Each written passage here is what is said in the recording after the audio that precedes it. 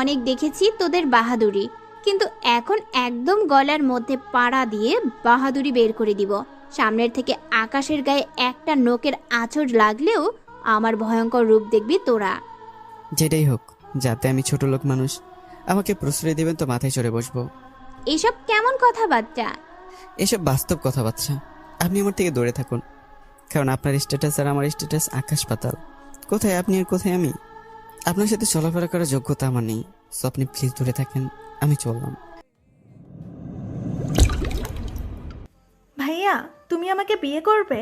আমি তোমার সব কাজ করে দিব। তোমার প্যান্ট ধুয়ে দিব, তোমাকে খাবার বেড়ে দেব, তোমার মাথা টিপে দিব, আর তোমাকে অনেক ভালোবাসবো। সব কিছু করব। তুমি আমাকে বিয়ে করবে?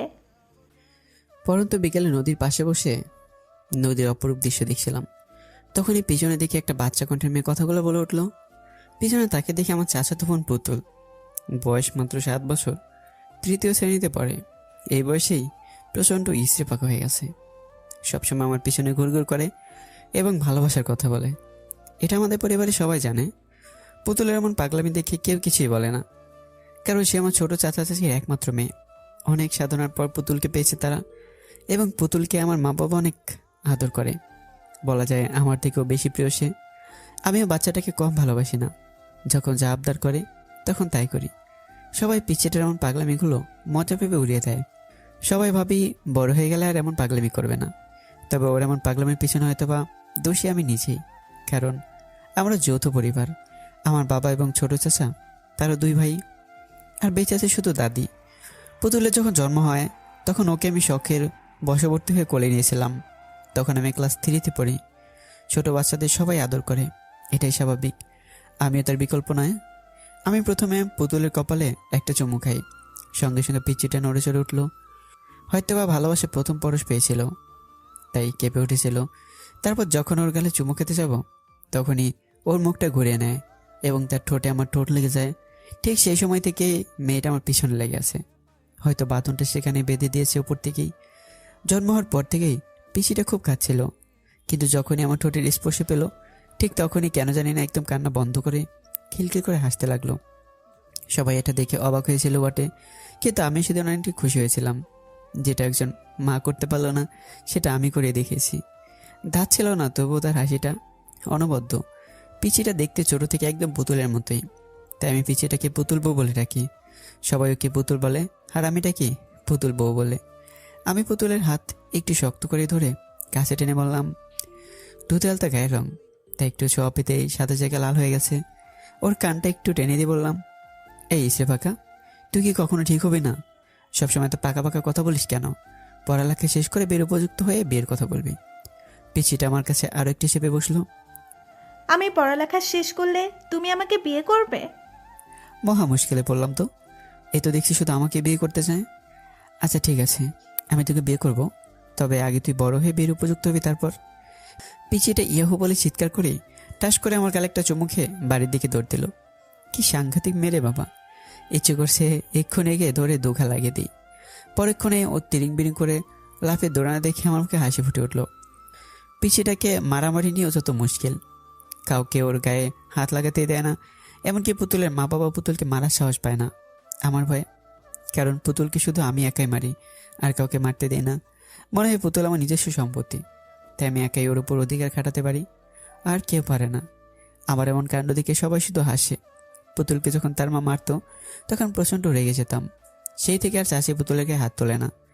সন্ধ্যার দিকে বাড়ি ফিরলাম, চাচিকে দেখলাম রান্নাঘরে, হয়তো নাস্তা বানাচ্ছে। আমি চাচির দিকে এগিয়ে গিয়ে প্রশ্ন করলাম, ছোট মা, পুতুল বউ কোথায়? ওহ মুগ্ধ বাবা, তুই এসেছিস? ঘরে গিয়ে দেখ, টিভিতে কার্টুন দেখছে। আমি রেগে গেলাম। এটা কি তার টিভি দেখার সময়?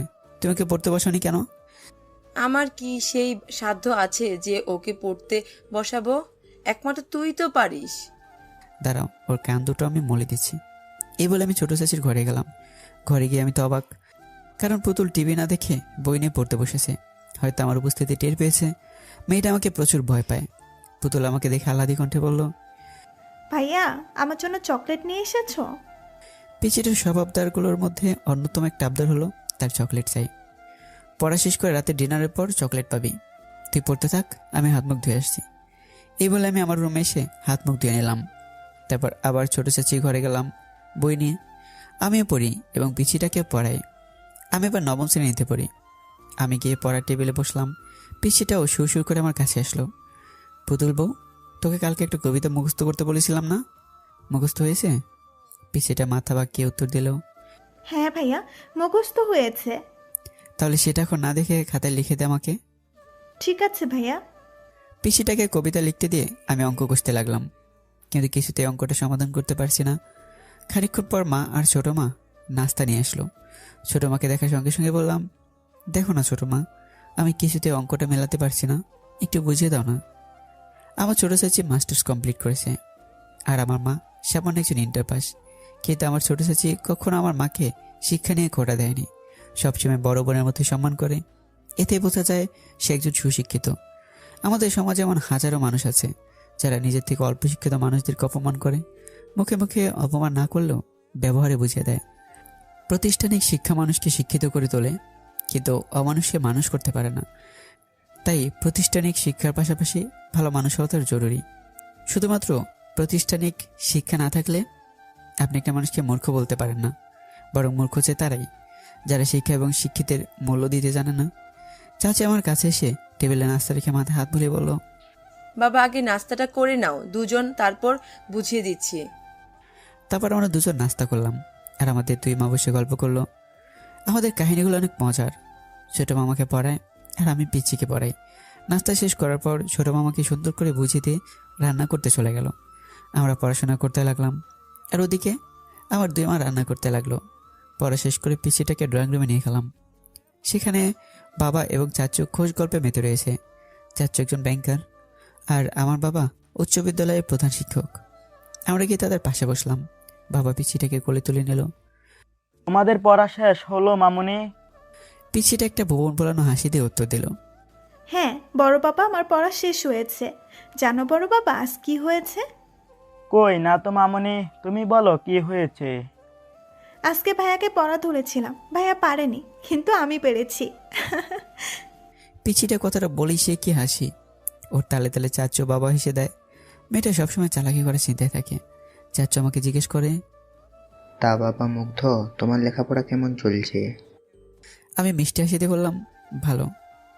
বাবা, আমার খাতা শেষ হয়ে গেছে, কিছু টাকা দাও, কাল আমি খাতা এবং ডায়েরি কিনবো। আচ্ছা, কাল সকালে তোমার মায়ের কাছে নিও। এভাবে আমরা চারজন মিলে আড্ডা দিলাম খানিকক্ষণ। তারপর মায়ের ডাক পড়লো খাওয়ার জন্য।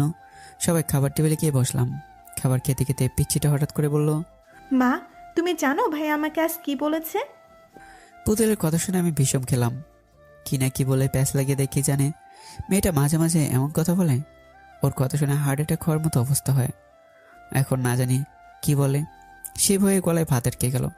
কোনো মতে পানি খেয়ে ভাতটা নামিয়ে নিলাম। আমি চোখ পাকিয়ে পুতুলের দিকে তাকালাম। ছোট মা বলল, কি বলেছে? পুতুল খাওয়া বন্ধ করে বলল, ভাইয়া আজ বিকেলে নদীর পাড়ে বসেছিল, আমি সেখানে গিয়ে বললাম, ভাইয়া তুমি আমাকে বিয়ে করবে? আমি তোমার প্যান্ট ধুয়ে দিব, তোমার খাবার বেড়ে দেবো, তোমার সব কাজ করব। তখন ভাইয়া কি বলে জানো? সবাই জিজ্ঞাসানোর দৃষ্টিতে তাকিয়েছে পুতুলের দিকে। আমার তো চোখ বেরিয়ে আসার উপক্রম।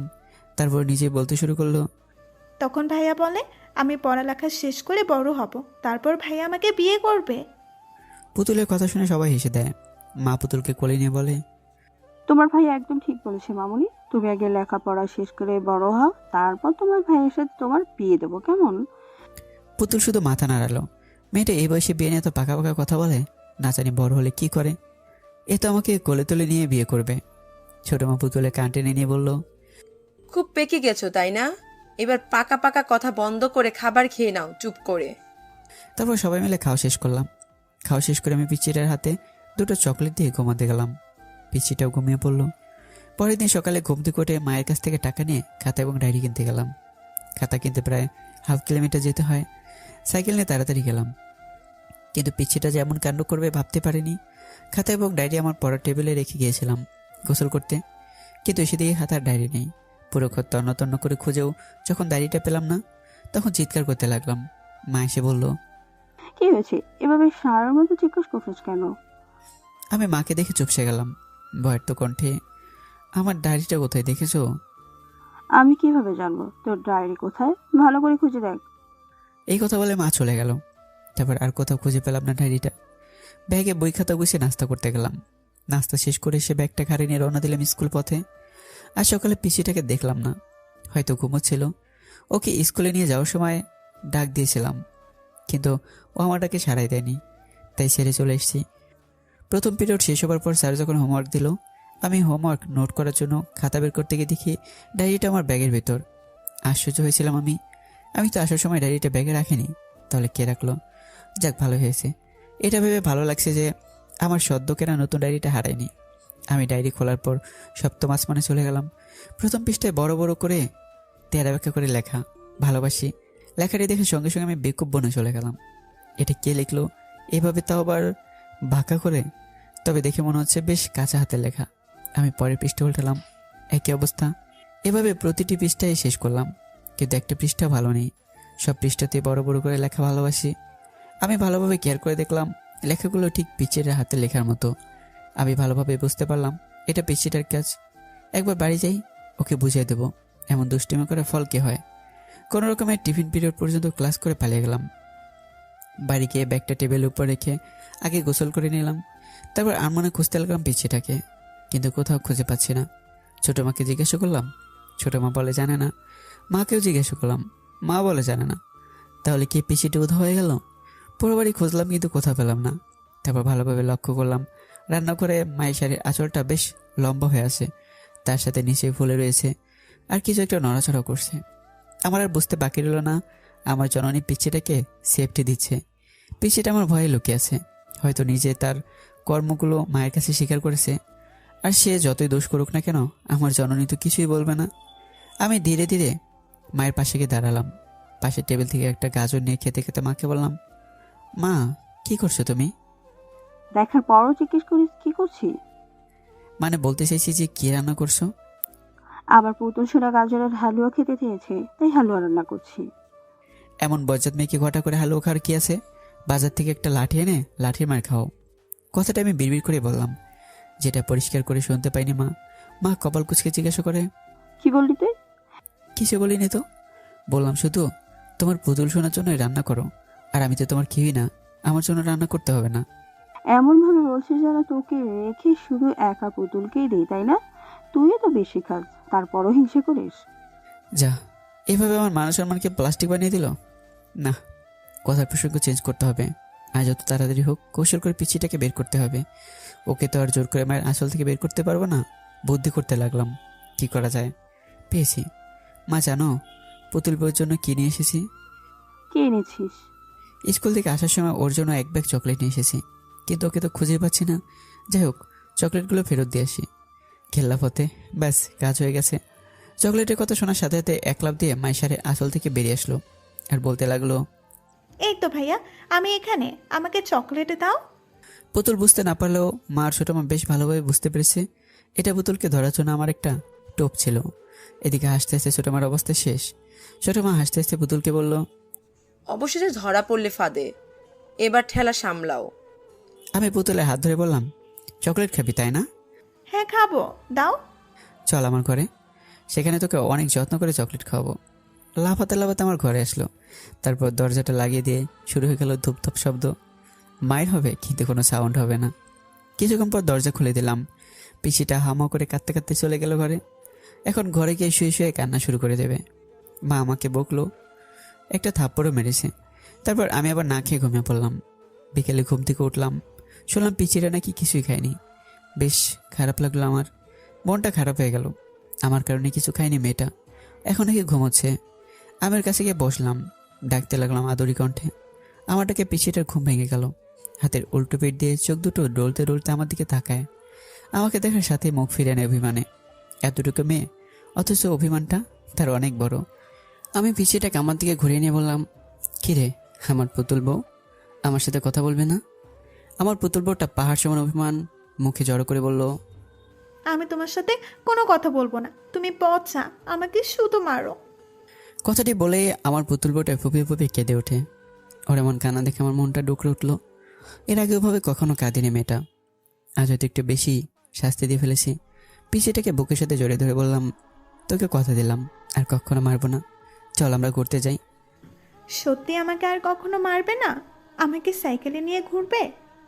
হ্যাঁ সত্যি, তোকে আর মারবো না। আর হ্যাঁ, তোকে সাইকেলে নিয়ে ঘুরবো। পিছিটা ঠাস করে আমার গালে একটা চুমু খেলো। ওর পাগলামিগুলো আমাকে অনেক শাস্তি দেয়। মাঝে মাঝে ভাবি, এভাবে যদি কেটে যেত সারাটি জীবন তাহলে কতই না ভালো হতো। মানুষের জীবনে সব চাওয়া পাওয়াগুলো পূর্ণতা পায় না। তারপর আমরা দুজনে ফ্রেশ হয়ে খাবার খেয়ে নিলাম। আমি খাইয়ে দিয়েছি পিচ্ছিটাকে। খাওয়ার সময় আমার আঙ্গুলে কামড় দিয়েছিল। কামড় দেওয়ার পর সে কি খুশি, খেলখেল করে হাসছিল।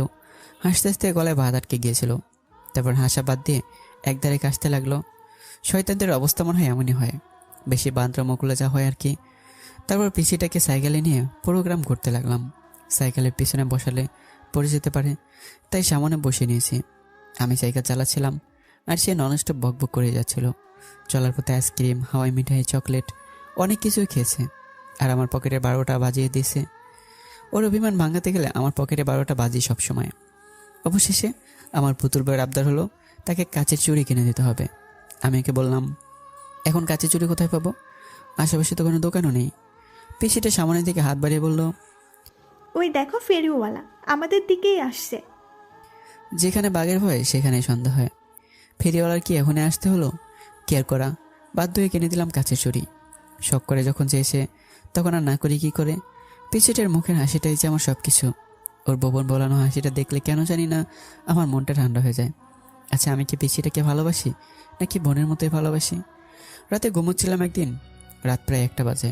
হঠাৎ করে কান্নার শব্দ পেয়ে ঘুম ভেঙে যায় আমার, কিন্তু কে কাঁদছে বুঝে উঠতে পারছি না। আমি ঘর থেকে বের হয়ে গেলাম। শব্দটা ছোট মায়ের ঘর থেকে আসছে।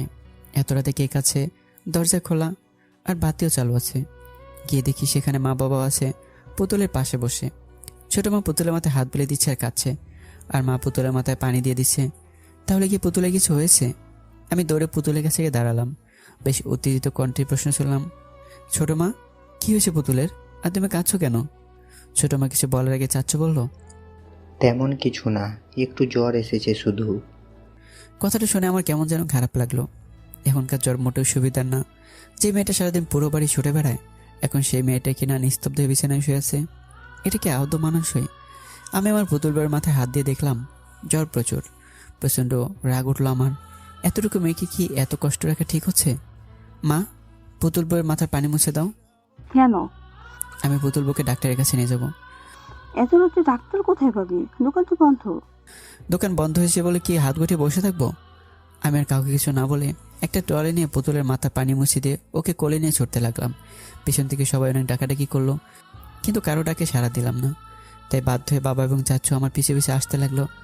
এত রাতে পল্লীর চিকিৎসকদের দোকান বন্ধ, তাই বাধ্য হয়ে ছুটতে হলো হাসপাতালের পথে। হাসপাতাল প্রায় 1 কিলোমিটার, তবু আমাকে থামা যাবে না। আমাদের বাড়ির প্রাণ পুতুল, যদি ওর কিছু হয়ে যায় তাহলে আমাদের বাড়িতে নিষ্প্রাণ হয়ে যাবে। তখন কার সাথে খেলাধুলা করব আর কাকেই এতটা ভালোবাসবো? পিছন থেকে বাবা এবং চাচু বারবার বলছে, পুতুলকে আমাদের কোলে দাও, আমরা নিয়ে যাচ্ছি, তুমি নিয়ে যেতে পারবে না এত দূর। কিন্তু আমি কারো কথা শুনছি না। একটা সময় আমি হাসপাতালে গিয়ে পৌঁছালাম। পুতুলকে নিয়ে সোজা একটা ডাক্তারের কেবিনে ঢুকলাম অনুমতি ছাড়াই। কেবিনে একজন মহিলা ডাক্তার বসেছিল। আমাকে দেখার সঙ্গে সঙ্গে বলল, এই কে তুমি? আর এভাবে একটা মেয়েকে কোথা থেকে নিয়ে এসেছো? আমি আন্টিটার কাছে গিয়ে কাঁদতে কাঁদতে বললাম, আন্টি, আমার পুতুল বউকে সুস্থ করে দিন, ওর অনেক জ্বর এসেছে।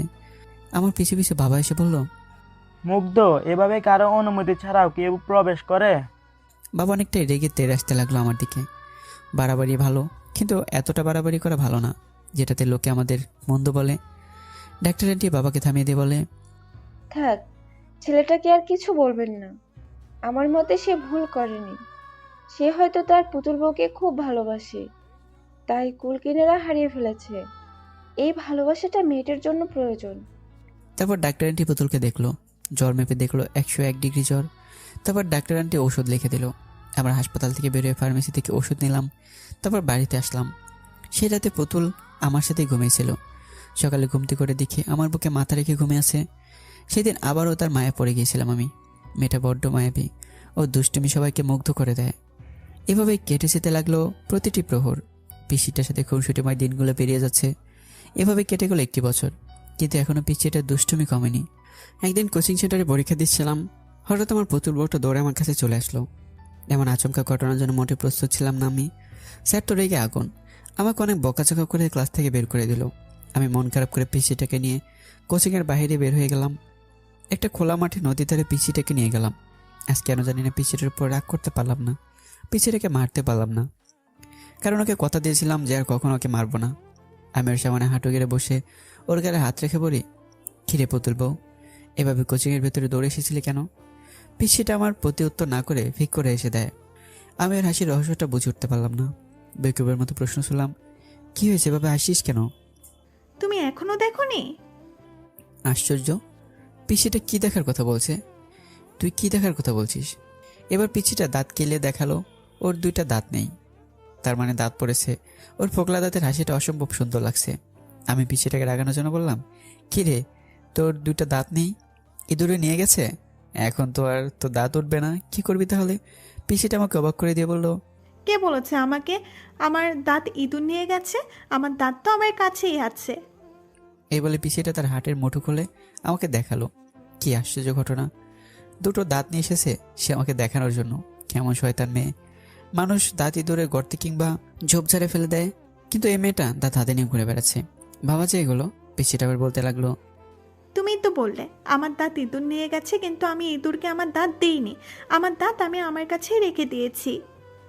আমার অপমান আমাকে ফিরে দিলি? তারপর পিচিটা কিনে নানান জায়গায় ঘুরে বেড়ালাম। পিচিটা আবদার করলো সে নাকি পার্কে যাবে, আমি নিয়ে গেলাম। সে শুধু আমার সাথে ঘুরছে, কিন্তু কিছু খেতে চায় না। কিরে, কিছু খাবি? পিচিটা মাথা নাড়িয়ে না সুযোগ উত্তর দেয়। মুখে না বললে মন কি চায় সেটা আমার ভালোভাবে জানা আছে। সে হয়তো একটু বুঝতে শিখেছে আমার অবস্থাটা। সে হয়তো বুঝতে পেরেছে আমি ইনকাম করি না, তাই তো এখন আর বেশি আবদার করে না। আমি ওকে একটা আইসক্রিমের দোকানে নিয়ে গিয়ে আইসক্রিম কিনে দিলাম। আমার পুতুল বউটা মহা আনন্দে আইসক্রিম খেতে লাগলো। তারপর পিচিটাকে একটা দোলনায় বসিয়ে দোল খাওয়ালাম। সন্ধ্যালোকে বাড়ির পথে রওনা দিই। সেদিনের পর থেকে আর কখনো কোচিংয়ের সেন্টারে যায়নি। যে শিক্ষক একটা ছোট্ট শিশুকে ভালোবাসতে জানে না, স্নেহ করতে জানে না, সেই শিক্ষকের শিক্ষার আমার কোনো প্রয়োজন নেই। মানুষ মানুষকে ছোট করে, এটা কেমন শিক্ষা? শুধু প্রাতিষ্ঠানিক শিক্ষায় শিক্ষিত হলে হয় না, প্রকৃত শিক্ষিত হওয়ার জন্য একটা ভালো মানুষ হওয়া জরুরি। প্রকৃত অর্থে তারাই শিক্ষিত যারা নিজের বিবেকের কাছে নত হয়ে মানুষকে যাচাই করতে জানে। যে শিক্ষা মানুষকে অহংকারী করে তোলে, সেই শিক্ষার আমার কোনো প্রয়োজন নেই। আমরা প্রতিবাদী হব, কখনো অন্যের কাছে আপোষ করব না। আস্তে ধীরে আমরা যতই বড় হতে থাকি, তত আমাদের পাগলামিগুলো যেন বেড়েই চলেছে। এখন আমি ইন্টার 2nd ইয়ারে পড়ি, আর পিচ্ছিটা 6-এ। সবসময় দুষ্টবে না করলেও যে পিচ্ছিটার শান্তি নেই, আজ পর্যন্ত কতগুলো ছেলে মেয়ের সম্পর্ক ভেঙে দিয়েছে তার কোনো হিসাব নেই। এই তো কিছুদিন আগের কথা, একটা পার্কে 2জন কাপড় কাপড় দিয়ে বসে ছুটে প্রেম করছিল। একদম মাখামাখি অবস্থা তাদের। এটা দেখার পর পিচ্ছিটা আমাকে বলে, ভাইয়া দেখেছ শয়তান দুটা পার্কের ভেতরে কি করছে? যার যেটা খুশি করুক, তাতে তোর কি? তুই ঘুরতে এসেছিস, ঘুরবি ফিরবি, তারপর বাসা ফিরে যাবি। তা তো হয় না ভাইয়া, দেখো কি করি। এই বলে পিছিয়ে দৌড়ে সে কপতির কাছে গেল। আমি পিছন থেকে কত ডাকলাম, কিন্তু আমারটাকে সাড়া দিল না। না জানি কি কাণ্ড বাতিয়ে বসে পিছিয়েটা, আমার কোনো কথাই শোনে না, সবসময় শয়তানি করে, বড্ড বেশি দুষ্ট হয়েছে। পুতুল একদম তাদের সামনে গিয়ে দাঁড়ালো, পাক্কা বড়িদের মতো কোমরে হাত দিয়ে বলতে লাগলো, ভাইয়া তুমি এখানে, আর আমার আপু তোমার জন্য অপেক্ষা করছে। পুতুলকে দেখে তারা দুজনে একটু সরে বসে। তারা পুতুলের কথা অবাক হয়েছে বটে। ছেলেটি কিছু বলার আগে মেয়েটি বলে উঠল, তোমার আপু ওর জন্য অপেক্ষা করছে কেন? পুতুল খুব রাগে মেয়েটিকে উত্তর দেয়, আই মেয়ে, তুমি আমাদের শালিতুলা ভাইয়ের মাঝে কথা বলছো? ছেলেটি শুধু বেকিবার মতো পুতুলের কাণ্ড দেখছে, কিছু যে বলবে সেই সুযোগও পাচ্ছে না। এবার মেয়েটা চোখ গরম করে ছেলেটির দিকে তাকায়। ছেলেটা তো বয়স শেষ, ঢোক গিলতে লাগলো। মেয়েটা ছেলেটা কলার ধরে বলে, কে এই মেয়েটা?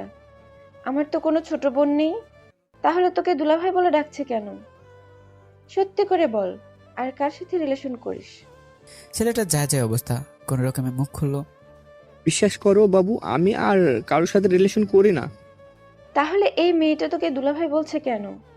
আর কোন মেয়ে তোর জন্য অপেক্ষা করছে? আমি জানি না কে এই মেয়ে, আর এটাও জানি না আমার জন্য কি অপেক্ষা করছে। তাদের কথার মাঝে পুতুল টানা ঢুকে দিয়ে বলল, এই দুলা ভাই, তুমি মিথ্যা বলছো কেন? আমার আপুর সাথে 1 বছর প্রেম করে এখন অন্য মেয়েকে নিয়ে ঘুরছো? দাঁড়াও, আপুকে গিয়ে বলছি। এই বলে পুতুল সেখান থেকে আস্তে আস্তে কেটে পড়লো। এর মধ্যে মেয়েটা সাংঘাতিক ঝগড়া বাঁধিয়ে ফেলেছে। কি সাংঘাতিক মেয়ে মাইরি! এতটুকু সময়ের মাঝে একটা সম্পর্কে 12টা বাজিয়ে দিল। পিসিটা এমন ভাব নিয়ে আমার সামনে আসলো, মনে হয় কত বড় একটা মিশন সাকসেস করে এসেছে। আমার সামনে এসে মুখে হাত দিয়ে মুখ টিপে টিপে হাসতে লাগলো। ভুরু কুচকে প্রশ্ন করলাম, এভাবে গাদার মধ্যে আসছিস কেন?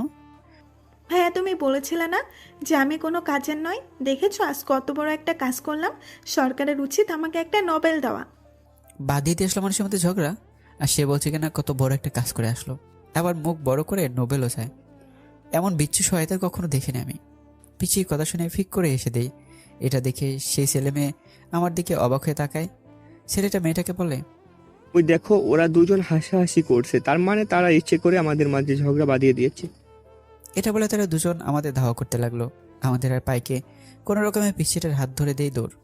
এই পিছিটার জন্য কোথাও গিয়ে শান্তি নেই, কোনো না কোনো কাণ্ড ঘটাবেই। কোনো রকমের প্রাণ বাঁচিয়ে পালিয়ে এসেছি। এই কিছুদিন পরে ঘরে বসে ফোনে গেমস খেলছিলাম। পিছিটা কোত্থেকে যেন আসলো খুব সাজুগুজু করে, মনে হয় কোনো অনুষ্ঠানে যাবে। ভাইয়া দেখো তো আমাকে কেমন লাগছে। আমি গেমের মধ্যেই মনোনিবেশ রেখে বললাম, অনেক সুন্দর লাগছে। ওহ, ফোনটা রাখো তো। আমি ফোনটা পাশে রেখে পিছিটার দিকে তাকালাম। আচ্ছা রাখলাম, এবার বল কি বলবি? শুনেছ পাশের এলাকায় নাকি একটা মেয়ের বিয়ে। হ্যাঁ শুনেছি, তার বিয়ে, তাতে আমার কি? আর তুই এত সুন্দর করে সেজেছিস কেন, কোথাও যাবি নাকি? সেই বিয়ের বাড়িতে যাব বলেই তো সেজেছি। পিসিটার কথা শুনে আমার চোখ দুটো একদম রসগোল্লার মতো হয়ে গেল। বিনা দাওয়াতে কেউ কিভাবে বিয়ে বাড়িতে যায়? কিন্তু তারা তো আমাদের দাওয়াতই করেনি, বিনা দাওয়াতে কিভাবে যাবি? বিনা আমন্ত্রণে দাওয়াত খাওয়ার যে কি মজা তা তুমি বুঝবে না। এখন সুন্দর দেখে একটা পাঞ্জাবি পরে নাও তো। কি সাংঘাতিক কাহিনী! বিনা আমন্ত্রণে নাকি দাওয়াত খেতে যাবে? আমি যেতে পারবো না। ঠিক আছে, না গেলে নাই, আমি একাই যাব। এই বলে পিচিটা যেতে লাগলো। আচ্ছা ঠিক আছে দাঁড়া, আমি যাচ্ছি। কখন কি বিপদ ঘটায় তার কোনো নিশ্চয়তা নেই, তাই বাধ্য হলাম যেতে। কালো রঙের একটা পাঞ্জাবি পরলাম, তারপর দুজনে মিলে ঘর থেকে বের হলাম। ঘর থেকে বের হতে না হতেই মা এবং ছোট মা সামনে পড়লো। মা আমাদের দুজনকে একসাথে দেখে বলে, কিরে তোরা কোথায় যাচ্ছিস সেভাবে সাজুগুজু করে? বিয়ের দাওয়াত খেতে যাচ্ছি গো বড় মা। পিসিটার কথা শুনে মা এবং ছোট মা দুজনের মুখের দিকে বেকুবের মতো তাকিয়ে রইল। কোথায়? পাশের এলাকায়। কিন্তু তারা তো আমাদের বিয়েতে দাওয়াত করেনি। তোমাদের দাওয়াত করেনি তো কি হয়েছে, আমাকে তো পার্সোনালি দাওয়াত করেছে। কি বলিস এসব? তুই কোথাকার কোন প্রেসিডেন্ট হয় যে আমাদের দাওয়াত না করে তোকে দাওয়াত করবে, তাও আবার পার্সোনালি? বড় মা, তুমি আমার মতো একজন ভদ্র সমাজসেবককে এভাবে অপমান করতে পারো না, আমার সম্মানে লাগে। যে মেয়েটা মানুষের মধ্যে ঝগড়াবাদী দেয়, সে বলছে কিনা সে একজন ভদ্র সমাজসেবক? মানাছে এগুলো? ইসরেপাকে কি আর সাথে বলি? মা এবং বড় মা আর আমাদের পথ আটকালো না, কারণ তারা জানে তারা তাদের পুতুলের সাথে কখনো কথায় পেরে উঠবে না। পথে যেতে যেতে আমাদের কথোপকথন। ভাইয়া, আমরা গিয়ে কি দিয়ে খাওয়া শুরু করব বলো তো? মুরগির রোস্ট নাকি গরুর কলিজার রোস্ট? তুই কি দিয়ে খাওয়ার চিন্তা করছিস, আর আমি চিন্তা করছি মায়ের খাওয়ার। কথাটা আমি মনে মনে বললাম। আগে গিয়ে দেখ খেতে দেয় কিনা, তারপর ভাববি কি দিয়ে খাওয়া শুরু করবি। আর এসব কি আজগুবি খাবারের নাম বলছিস তুই? গরুর কলিজার আবার কখনো রোস্ট হয়? তাহলে ওটাকে কি বলে? কলিজা বোনা বলে। ও, ওটাই।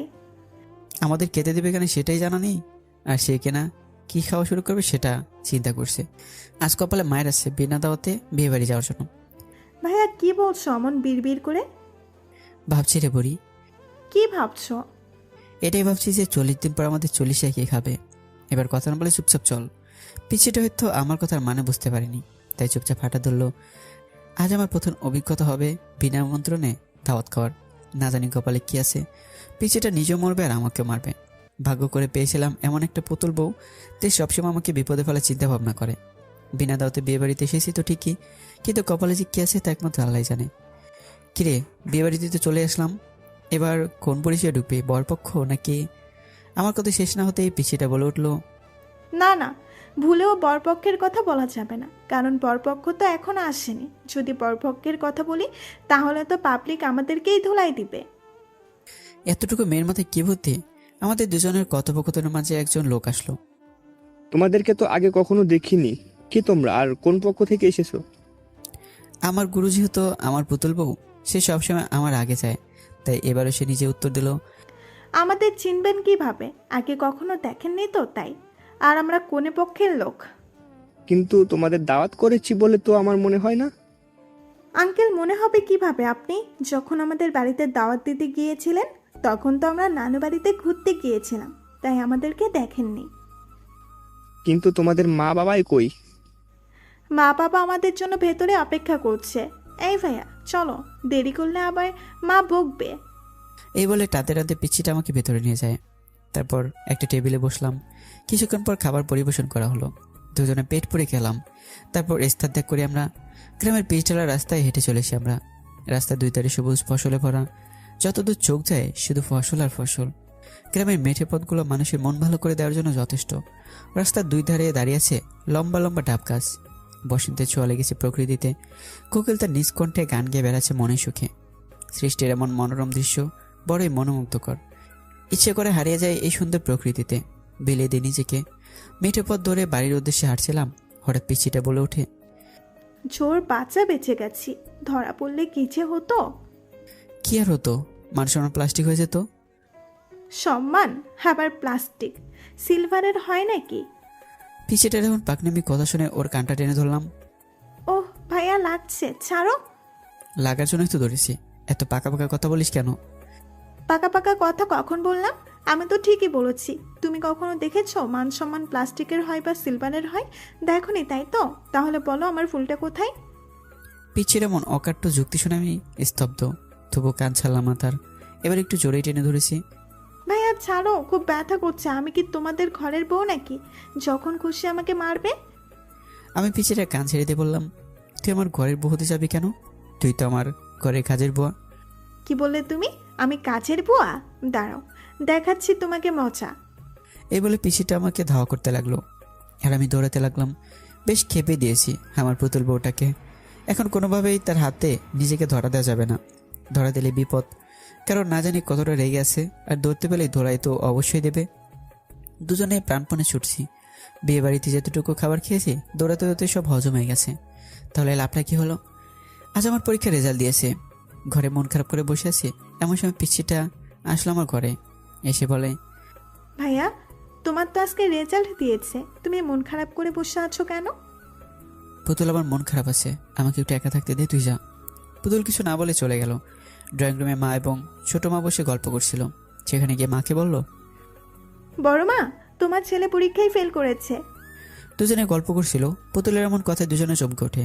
সবাই ভাবছে এত ভালো একটা স্টুডেন্ট কিভাবে ফেল করতে পারে, যে কিনা প্রতিবার প্রথম হয়, এবার সে ফেল করলো। মুগ্ধ ফেল করেছে তোকে কে বললো? মা প্রশ্নটি করে। কেউ বলেনি, কিন্তু তোমার ছেলে তো মন খারাপ করে বসে আছে। আমি গেলাম। আমাকে বলে আমার মন খারাপ আছে, তুই যা, আমাকে একা থাকতে দে। মার কোনো কথা না বলে সোজা আমার ঘরে চলে আসে। এসে আমাকে একটা থাপ্পড় মারে। মায়ের এমন আচরণে প্রচণ্ড অবাক হয়ে যায় আমি। মা তো কখনো আমাকে অকারণে মারে না, তাহলে আজ কেন মারলো বুঝতে পারলাম না আমি গেলে হাত দিয়ে মাথা নিচু করে শান্ত কণ্ঠে মাকে প্রশ্ন করি, মা, তুমি আমাকে মেরেছো তাতে কোনো সমস্যা নেই, কিন্তু কেন মেরেছো সে কারণটা বলো। মা হঠাৎ করে রেগে গিয়ে ঝাঁঝালো কণ্ঠে বলল, তুই এতবার একটা সত্যি আমাদের কাছে লুকিয়েছিস, আবার সাধু সেজে প্রশ্ন করিস কেন বললাম? আমি যত মায়ের ব্যবহার দিচ্ছি তত অবাক হচ্ছে। আগে কখনো মায়ের আচরণ এমন হয়নি, কিন্তু আজ হঠাৎ মায়ের কি হলো যার কারণে এতটা বাজে ব্যবহার করছে আমার সাথে। তবে মায়ের এমন অকারণে বাজে ব্যবহার দেখে আমার খুবই মনে আঘাত লেগেছে। কোন সত্যিটা লুকিয়েছে আমি তোমার কাছ থেকে, যার কারণে এতটা বাজে ব্যবহার করছে আমার সাথে? তুই যে ফেল করেছিস তা আমাদেরকে বলছিস? এই কথাটি শুনে সপ্তম আসমান দিকে পড়লাম। আমি কখন ফেল করলাম? আর মাকে এই কথাটি কে বললো? তোমাকে সব কে বলেছে? পুতুল বলেছে। আজ পুতুল না বললে তো আমরা জানতেই পারতাম না তোর এই ঘটনা। তারপর মা আরো কিছু বকা দিয়ে চলে গেল। আমি ঠায় দাঁড়িয়ে রইলাম। কিছুক্ষণ পর পুতুলকে ডাক দিলাম। পুতুলের লক্ষ্মী মেয়ের মতো আমার ঘরে আসে। আমি পুতুলের হাত ধরে বিছানায় বসালাম। তুই না কি বলেছিস আমি ফেল করেছি? তুমি মন খারাপ করে বসেছিলে, ভেবেছিলাম তুমি ফেল করেছো, তাই বলেছি। কিন্তু আমি তো ভাবিনি যে বড়মা তোমাকে মারবে। সরি ভাইয়া। পিসির এমন অসহায় মুখ দেখে আমি আর রাগ করে থাকতে পারলাম না। তবু বললাম, জানিস তো পুতুল, বেশি বাড়াবাড়ি কোনো কিছুতেই ভালো না, সেটা হোক ভালো কিংবা খারাপ। মজা করার একটা সীমা থাকে। শোন, তোকে একটা গল্প বলি। একটা রাখাল বনে ছাগল চড়াতে যেত। সে গ্রামের লোকদের সাথে মজা করার জন্য বাঘ এসেছে বলে চিৎকার করতে লাগলো। রাখালের চিৎকার শুনে গ্রামের সবাই ছুটে আসলো তাকে সাহায্য করার জন্য। কিন্তু এসে দেখে সেখানে কোনো বাঘ নেই, উল্টো রাখাল হাসছে। এবার আরো একবার রাখাল এভাবে মজা করলো। গ্রামের লোকেরা ছুটেও আসলো রাখালকে বাঁচাতে, কিন্তু রাখাল আবারও হাসতে লাগলো। এমনিভাবে তৃতীয় দিন সত্যি সত্যি বাঘ চলে আসে এবং রাখাল প্রাণ বাঁচানোর জন্য চিৎকার করে সাহায্য চাইতে লাগলো। কিন্তু এবার গ্রামের লোকেরা মজা ভেবে সাহায্য করতে এগিয়ে আসেনি, বাঘরাগালকে খেয়েও নেয়। এই গল্পটি শুনে তুই কি বুঝলি? অকারণে মজা করা আর আমাদের ঠিক না। অকারণে মজা করলে নিজেদেরই বিপদে পড়তে হয়। এই তো ভালো মেয়ে। ভাইয়া, তোমার খুব লেগেছে তাই না? না রে পাগলি, লাগেনি। ওটা তো মায়ের ভালোবাসা পরশ ছিল, লাগবে কেন? এখন তুই যা। মা আমার যে গেলে থাপ্পড় মেরেছিল, পুতুল ঠাস করে সে গেলে একটা চুমুকে চলে যায়।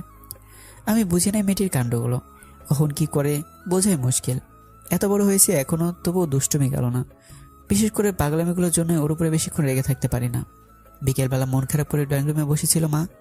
বাবা খুশি মনে বাজার থেকে এসে মিষ্টি নিয়ে বাসায় বাড়িতে ঢুকলো।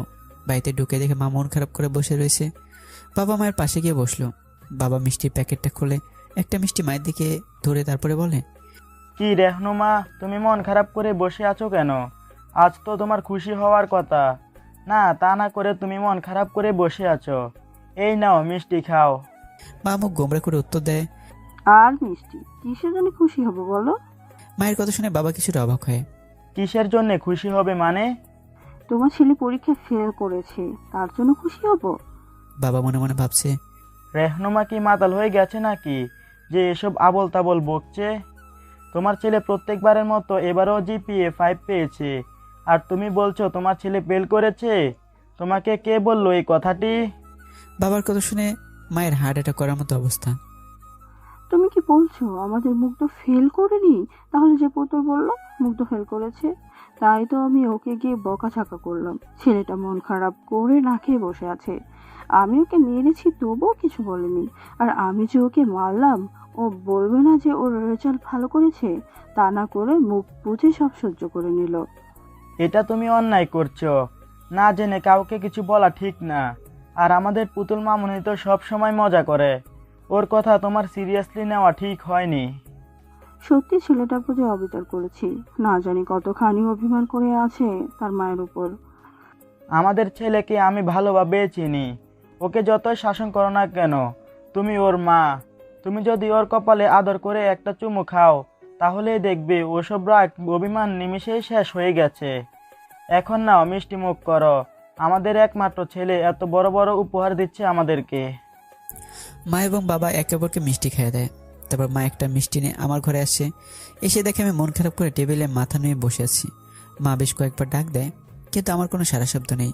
মা চিন্তিত একটু এগিয়ে আসে, আমার মাথা তুলে দেখে আমি কাঁদতে কাঁদতে ঘুমিয়ে গেছি। চোখে পানি শুকিয়ে গেছে। মা আমার চোখের পানি মুছে দিয়ে কপাল একটা ভালোবাসার পরশ দেয়। মায়ের চুমুক হওয়ার সঙ্গে সঙ্গে আমার ঘুম ভেঙে যায়। তাকিয়ে দেখি মায়ের চোখ দিয়ে পানি পড়ছে। আমি কখনো মায়ের চোখের পানি সহ্য করতে পারি না, কিন্তু এখন আমার জননী আমার সামনেই কাছে। এটা আমার জন্য পৃথিবীর সবচেয়ে বড় কষ্ট দেখা একটা বিষয়। আমি মায়ের চোখের পানি মুছে দিয়ে বললাম, মা তুমি কাঁদছো কেন? কি হয়েছে তোমার? আমি তোর প্রতি অনেক বড় অবিচার করে ফেলেছি বাবা। আমি পুতুলের কথাকে সত্যি মনে করে তোকে মেরেছি, কিন্তু আমি তো জানতাম না তুই অনেক ভালো রেজাল্ট করেছিস। তোর বাবাই আমাকে বলল। কাঁদতে কাঁদতে কথাটি বলল, মা তুমি একদম কাঁদবে না। তুমি জানো না আমি তোমার চোখের পানি সহ্য করতে পারি না। তোমার চোখের পানির এক ফোঁটা একটা মুক্তোর সেও দামি। প্লিজ মা কেঁদো না। মার কিছু না বলে আমাকে জোরে ধরে কেঁদে দেয়। আমি আমাকে জোরে ধরি। এমন সময় আমাদের পুতুল মহারানী সেখানে হাজির। সে প্রচণ্ড মন খারাপ করেই এসেছে। এসে বলে, বড় মা, আমার ভুল হয়ে গেছে। আমি বুঝতে পারিনি যে। মা পুতুলকে আর কিছু বলতে না দিয়ে পুতুলকে আমাদের সাথে জড়িয়ে নেয়। এভাবে কিছুক্ষণ অতিবাহিত হওয়ার পর মা আমাকে এবং পুতুলকে একটা মিষ্টি ভাগাভাগি করে দেয়। তারপর মা আমাকে বলে, তুই কেন বলিসনি যে তুই জিপিএ 5 পেয়েছিস? আর মন খারাপ করে বসেছিলি কেন? আমি জানি না কেন তোমাদেরকে বলিনি যে আমি ভালো রেজাল্ট করেছি, কিন্তু মন খারাপ করে বসেছিলাম একটা কারণে। আমাদের এলাকাতে কোনো ভার্সিটি নেই যে সেখানে নিজের পড়ালেখাটা চালিয়ে যাব।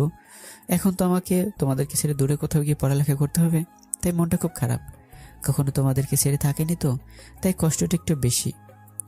আর আমার পুতুল বউকে ছেড়ে কীভাবে থাকবো? ওর সাথে দুষ্টুমি করে তো প্রতিটা প্রহর কাটে। মা আমার মাথায় হাত বুলিয়ে দিল। মন খারাপ করে না বাবা, তুই তো আর সারা জীবনের জন্য চলে যাচ্ছিস না। এই তো কিছু বছর, তারপরেই তো আবার চলে আসবি। আমি আর কিছু বললাম না। মা চলে যায়। সেদিন রাতে ঘরে শুয়ে শুয়ে একটা গল্পের বই পড়ছিলাম। হঠাৎ ছোট মামার ঘরে আসে। এসে আমার মাথার পাশে বসে আমার মাথাটা ছোট মায়ের কোলে তুলে নেয়। তারপর চুলে বিলি কাটতে শুরু করে। আমি কিছু বললাম না। চোখ দুটো পরম এসে বন্ধ করে ছোট মায়ের আদর খেতে লাগলাম। হঠাৎ ছোট মা বলে ওঠে, বাবা মুগ্ধ।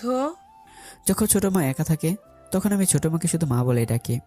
আর যখন ছোট মা এবং মা একসাথে থাকে তখন ছোট মাকে ছোট মা বলে ডাকে।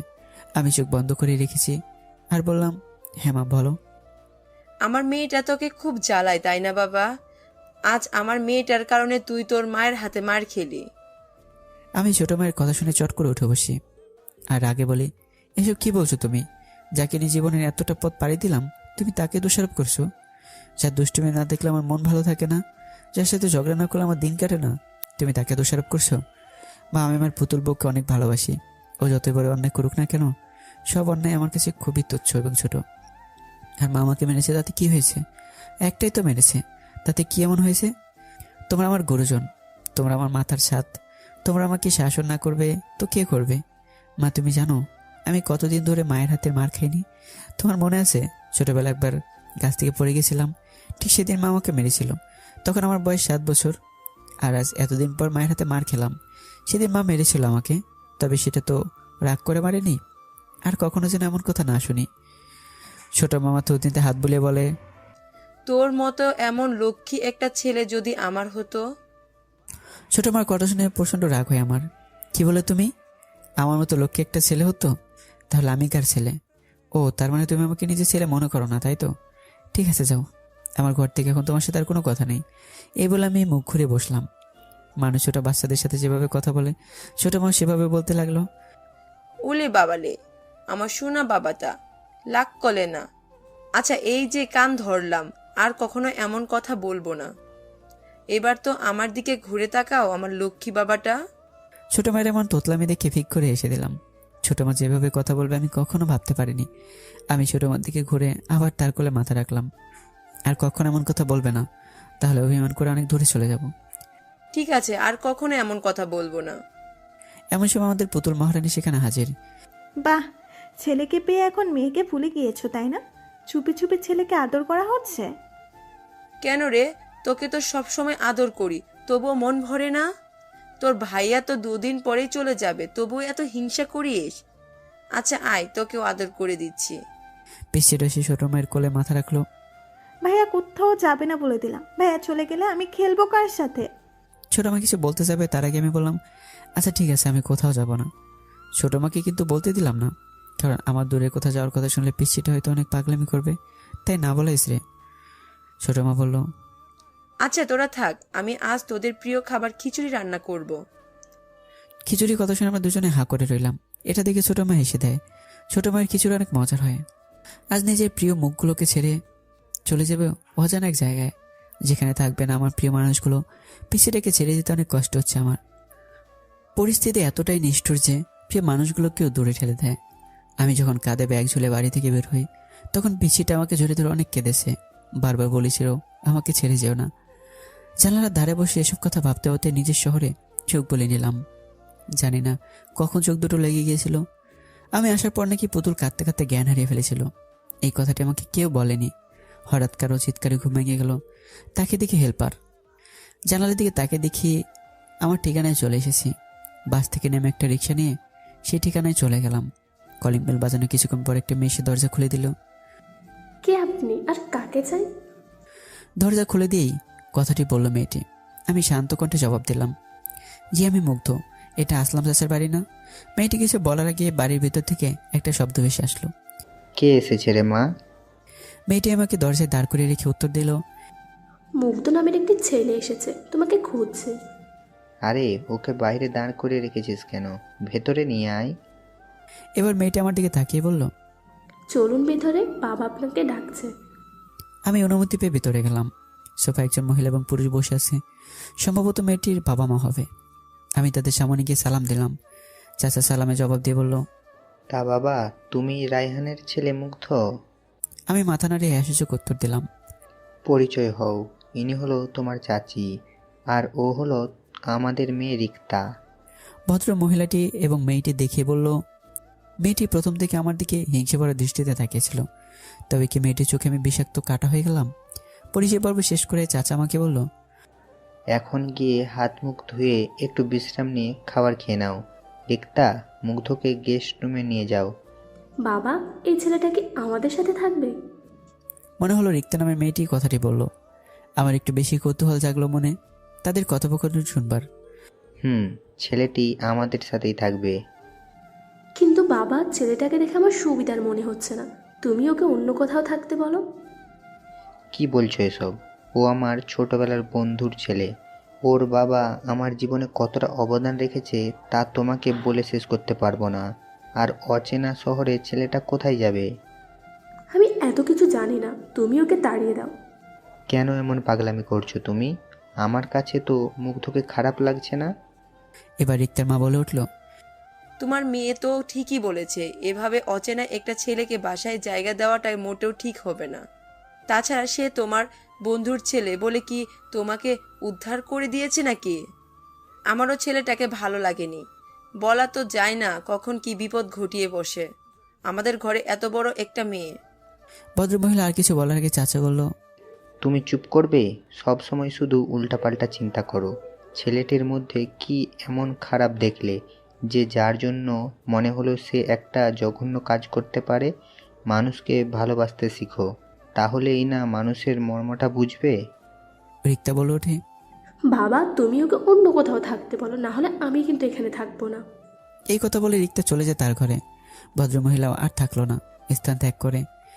আমি ঘরে ঝুলতে থাকা ফ্যানের দিকে তাকিয়ে নিজেকে বলতে লাগলাম, মানুষ কতটা বিচিত্র হতে পারে। তা না হলে একটা অচেনা মানুষকে নিয়ে এতটা জঘন্য ভাবনা কিভাবে মনের মধ্যে পুষতে পারে। তাদের কথোপকথন শুনে আমার খুব একটা খারাপ লাগলো না, কারণ জীবনে যতটুকু পথ পাড়ি দিয়েছি এতে পৃথিবীর মানুষ সম্পর্কে বেশ ভালোই ধারণা পেয়েছি। পৃথিবী যতটা না অদ্ভুত, তার থেকেও বেশি অদ্ভুত এই পৃথিবীর বসবাসকারী মানুষরা। আমি বুঝে গিয়েছি এখানে আমার আর থাকা হবে না, আর থাকলে খুব সংগ্রাম করে থাকতে হবে। আর আমার মনে হয় এই সংগ্রামের কোনো মানে হয় না। মাঝে মাঝে কিছু কিছু জায়গায় প্রতিবাদ না করাই ভালো। এতে বোঝা যায় কোনটা মুখোশধারী মানুষ আর কোনটা ভালো মানুষ। আমি মুঠোফোনটি হাতে নিয়ে মাকে কল করলাম। দুবার রিং বাজতে কলটা রিসিভ করলো। আমি কিছু বলার আগে মা বলল, তুই ঠিকভাবে পৌঁছে গিয়েছিস তো বাবা? যেতে কোনো অসুবিধা হয়নি তো? মায়ের কথা শুনে নিঃশব্দে একটা মুচকে হাসি দিলাম। মায়ের কাছে এখন সেই ছোট্ট মুগ্ধ রয়ে গেলাম। পৃথিবীর সকল মা বাবার কাছে তাদের সন্তানরা ছোটই থেকে যায়, বড় হয়ে যায় শুধু সন্তান নামক কিছু অমানুষরা, যারা মা বাবার উপর অত্যাচার করে। হ্যাঁ মা, আমার আসতে কোনো অসুবিধা হয়নি। বাড়ির সবাই কেমন আছে মা? সবাই ভালো আছে, কিন্তু পুতুল কেঁদেই চলেছে। কাঁদতে কাঁদতে জ্ঞান হারিয়ে ফেলেছিল একবার। কথাটি শুনে আমার হাসি মুখটা মলিন হয়ে গেল। কি বলছো মা? পুতুল জ্ঞান হারিয়ে ফেলেছে আর তোমরা আমাকে বলনি? বললে কি হতো? চিন্তা ছাড়া কি আর কিছু করতে পারতি? এখন কি করছে? এখন একটু ঘুমিয়েছে। আচ্ছা মা, বাবা কোথায়? এই তো আমার পাশে, নে কথা বল। এই বলে মা বাবার হাতে ফোনটি দিল। হ্যাঁ বাবা, বল, কি খবর তোর? ভালো বাবা। বাবা কিছু বলতে গিয়ে আটকে গেলাম। কি রে, কিছু বলবি? বাবা, আমি এখানে থাকতে চাই না। কেন? বাবা, আমি এখানে থাকতে পারবো না। এদের বাসা আমার পছন্দ হয়নি। তাহলে তোর আঙ্কেলকে বল একটা বাড়ি দেখতে। ঠিক আছে বাবা। তারপর টুকিটাকি কথা বলে কল কেটে দিলাম। যাকে একটা ব্যবস্থা হয়ে গেল। কিছুক্ষণ পরে রিক্তা ডাকতে এলো খাওয়ার জন্য। আমি কিছু না বোঝার ভান করেই খাবার খেতে গেলাম। তোমার বাবা বলল তুমি নাকি আমাদের সাথে থাকবে না। কেন বাবা, এখানে কি তোমার অসুবিধা হবে? খাবার খাওয়ার সময় চাচা কথাটি বলল, না চাচা, কোনো সমস্যা নেই। তাহলে যে তোমার বাবা বলল তুমি এখানে থাকবে না? আসলে আমি একলা থাকতে একটু বেশি পছন্দ করি, তো তাই এজন্য বাড়িতে কেউ আমাকে বেশি ডিস্টার্ব করতো না। আচ্ছা, যেমনটা তোমার ইচ্ছে। তারপর সবাই খাওয়া শেষ করলাম। কিছু সময় বিশ্রাম নিলাম। তারপর আমি, রিক্তা এবং চাচা বের হলাম বাসা দেখার জন্য। তাদের পাশে বাসাটা। একলা মানুষ, তাই বেশি দেখাশোনা করলাম না। সন্ধ্যার মধ্যে সবকিছু গোছগাছ করে নিলাম। আমার পুতুল বউর সাথে কথা বলবো বলে কল দিলাম মাকে। মা বলল, বাবা, তোর বাড়ি পছন্দ হয়েছে? হ্যাঁ মা, হয়েছে। আচ্ছা মা, পুতুল কি এখনো ঘুমায়? না, ঘরে বসে আছে মন খারাপ করে। আচ্ছা, ফোনটা পুতুলকে দাও। মা পুতুলের কাছে গিয়ে বলল, পুতুল মামুনি, তোমার ভাইয়া ফোন করেছে, তোমার সাথে কথা বলবে। না, আমি কথা বলবো না। ফোনের উপাস থেকে আমি স্পষ্ট নাক ডাকার শব্দ পাচ্ছি। তার মানে পুতুল এখনো খাচ্ছে। আমি মাকে বললাম, মা পুতুলকে বলে দাও আমার সাথে কথা না বললে আমি কখনো বাড়ি ফিরবো না। মা পুতুলকে কথাটি বলার সঙ্গে সঙ্গে পুতুল চিৎকার করে ফোনটা হাতে নিয়ে নিল। ফোন কানে নিয়ে শুধু কাছে। পিছিটা চোখের এক এক ফোঁটা আমার বুকে তীরের মতো বিঁধতে লাগলো। না জানি পিছিটা চোখের পানি আমাকে কেন এত আঘাত করে। আমি চোখের কোণে জমে থাকা ফোঁটা ফোঁটা পানি মুছে নিলাম। আমার পুতুল বউটা কিভাবে কাঁদবে, নাকি আমার সাথে কথা বলবে? আমি তোমার সাথে কোনো কথা বলবো না। তুমি খুব পচা, আমাকে একা ফেলে চলে গেছো। এখন আমি কার সাথে খেলবো? আমাকে কে পড়াবে? আমাকে তো তুমি ছাড়া আর কেউ পড়াতে পারে না। কথাগুলো বলে ডুকরে ডুকরে কেঁদে ওঠে পুতুল। ওর এমন বেদনাময় কথাগুলো আমার বুকের ভেতরটা দুমড়ে মুছতে দিল। ইচ্ছে করছে এখনই ছুটে চলে যায় পিসিটার কাছে। পুতুল বউ, তুই যদি আর একবার কাঁদিস তাহলে আমি আর কখনো বাড়ি ফিরবো না বলে দিলাম। কথাটি বলে সঙ্গে সঙ্গে কান্না বন্ধ। যাক, ওষুধ কাজে দিয়েছে। তাহলে তুই জাদু দেখবি? তুমি তো অনেক দূরে, তাহলে দেখবো কিভাবে? চাইলেই যায়। আমার পড়ার টেবিলে ডয়ারে গিয়ে দেখ, তোর জন্য চকলেট রাখা আছে। আর প্রতিদিন সকালে গিয়ে দেখতে পারবি তোর জন্য চকলেট রাখা থাকবে। কিন্তু তুমি তো অনেক দূরে, তাহলে কে আমার জন্য চকলেট রাখবে? এটাই তো জাদু। তুই যখন ঘুমিয়ে পড়বি তখন একটা পরে গিয়ে চকলেট রাখবে তোর জন্য। পিসিটার কোনো কথা না শুনে ফোন রেখে দৌড় দিল আমার ঘরে। চকলেটের জন্য একদম পাগলি। দীর্ঘ 5 বছর পর আজ বাড়িতে ফিরছি। নিজের অনুভূতি আজ অন্যরকম লাগছে। প্রিয় মানুষের মুখগুলো দেখবো বলে আজ আবার সে আমার পিসিটাকে দেখতে পারবো। না জানি পিসিটা কত বড় হয়ে গেছে। আমাকে দেখলে কি চিনতে পারবে, নাকি আমি তাকে দেখলে চিনতে পারবো? জানি না কি উপহার অপেক্ষা করছে আমার জন্য। দীর্ঘ সময় জার্নি করার পর বাড়ির সামনে এসে নামলাম। সবকিছু কতটা পরিবর্তন হয়ে গেছে। পুরো পৃথিবীটা যদি পরিবর্তন হয়ে যায় তাহলে মানুষগুলো পরিবর্তন হতেই বা ক্ষতির কি? আমি বাড়ির সামনে গিয়ে দাঁড়ালাম। কিছুটা অবাক হয়ে যাই বটে, কারণ আমাদের বাড়ির সামনে এক ঝাঁক মেয়ে ফুটবল খেলছে। তাদের মধ্যে রয়েছে একটা বড় মেয়ে। মেয়েটাকে ঠিকমতো দেখা যাচ্ছে না। আমি আর সেদিকে না তাকিয়ে বাড়ির দিকে অগ্রসর হলাম। হঠাৎ মাথায় ভারী কিছু একটা আঘাত পেলাম। মাথাটা ভনভন করে ঘুরতে লাগলো। পিছনে ঘুরে দেখি বড় মেয়েটি দৌড়ে আসছে আমার দিকে ফুটবল নেওয়ার জন্য। তার মানে এই মেয়েটার কাজ এটা। ভারী বজ্জাত মেয়ে তো। চেনা নেই জানা নেই হুট করে একজন অপরিচিত মানুষকে বল দিয়ে আঘাত করলো। মেয়েটি আমার সামনে এসে বল করিয়ে নেওয়ার পর আমার দিকে তাকালো। আমি কিছু বলতে যাবো তার আগে মেয়েটি আমাকে জড়িয়ে ধরলো। আচমকে এমন ঘটনার জন্য মোটেই প্রস্তুত ছিলাম না। মেয়েটি হঠাৎ আমাকে এভাবে জড়িয়ে ধরলো কেন? কে মেয়েটি? এসব নানান চিন্তা ঘুরপাক খেতে লাগলো। ইতিমধ্যে আমার পুরো শরীরটা অবশ হতে শুরু করেছে।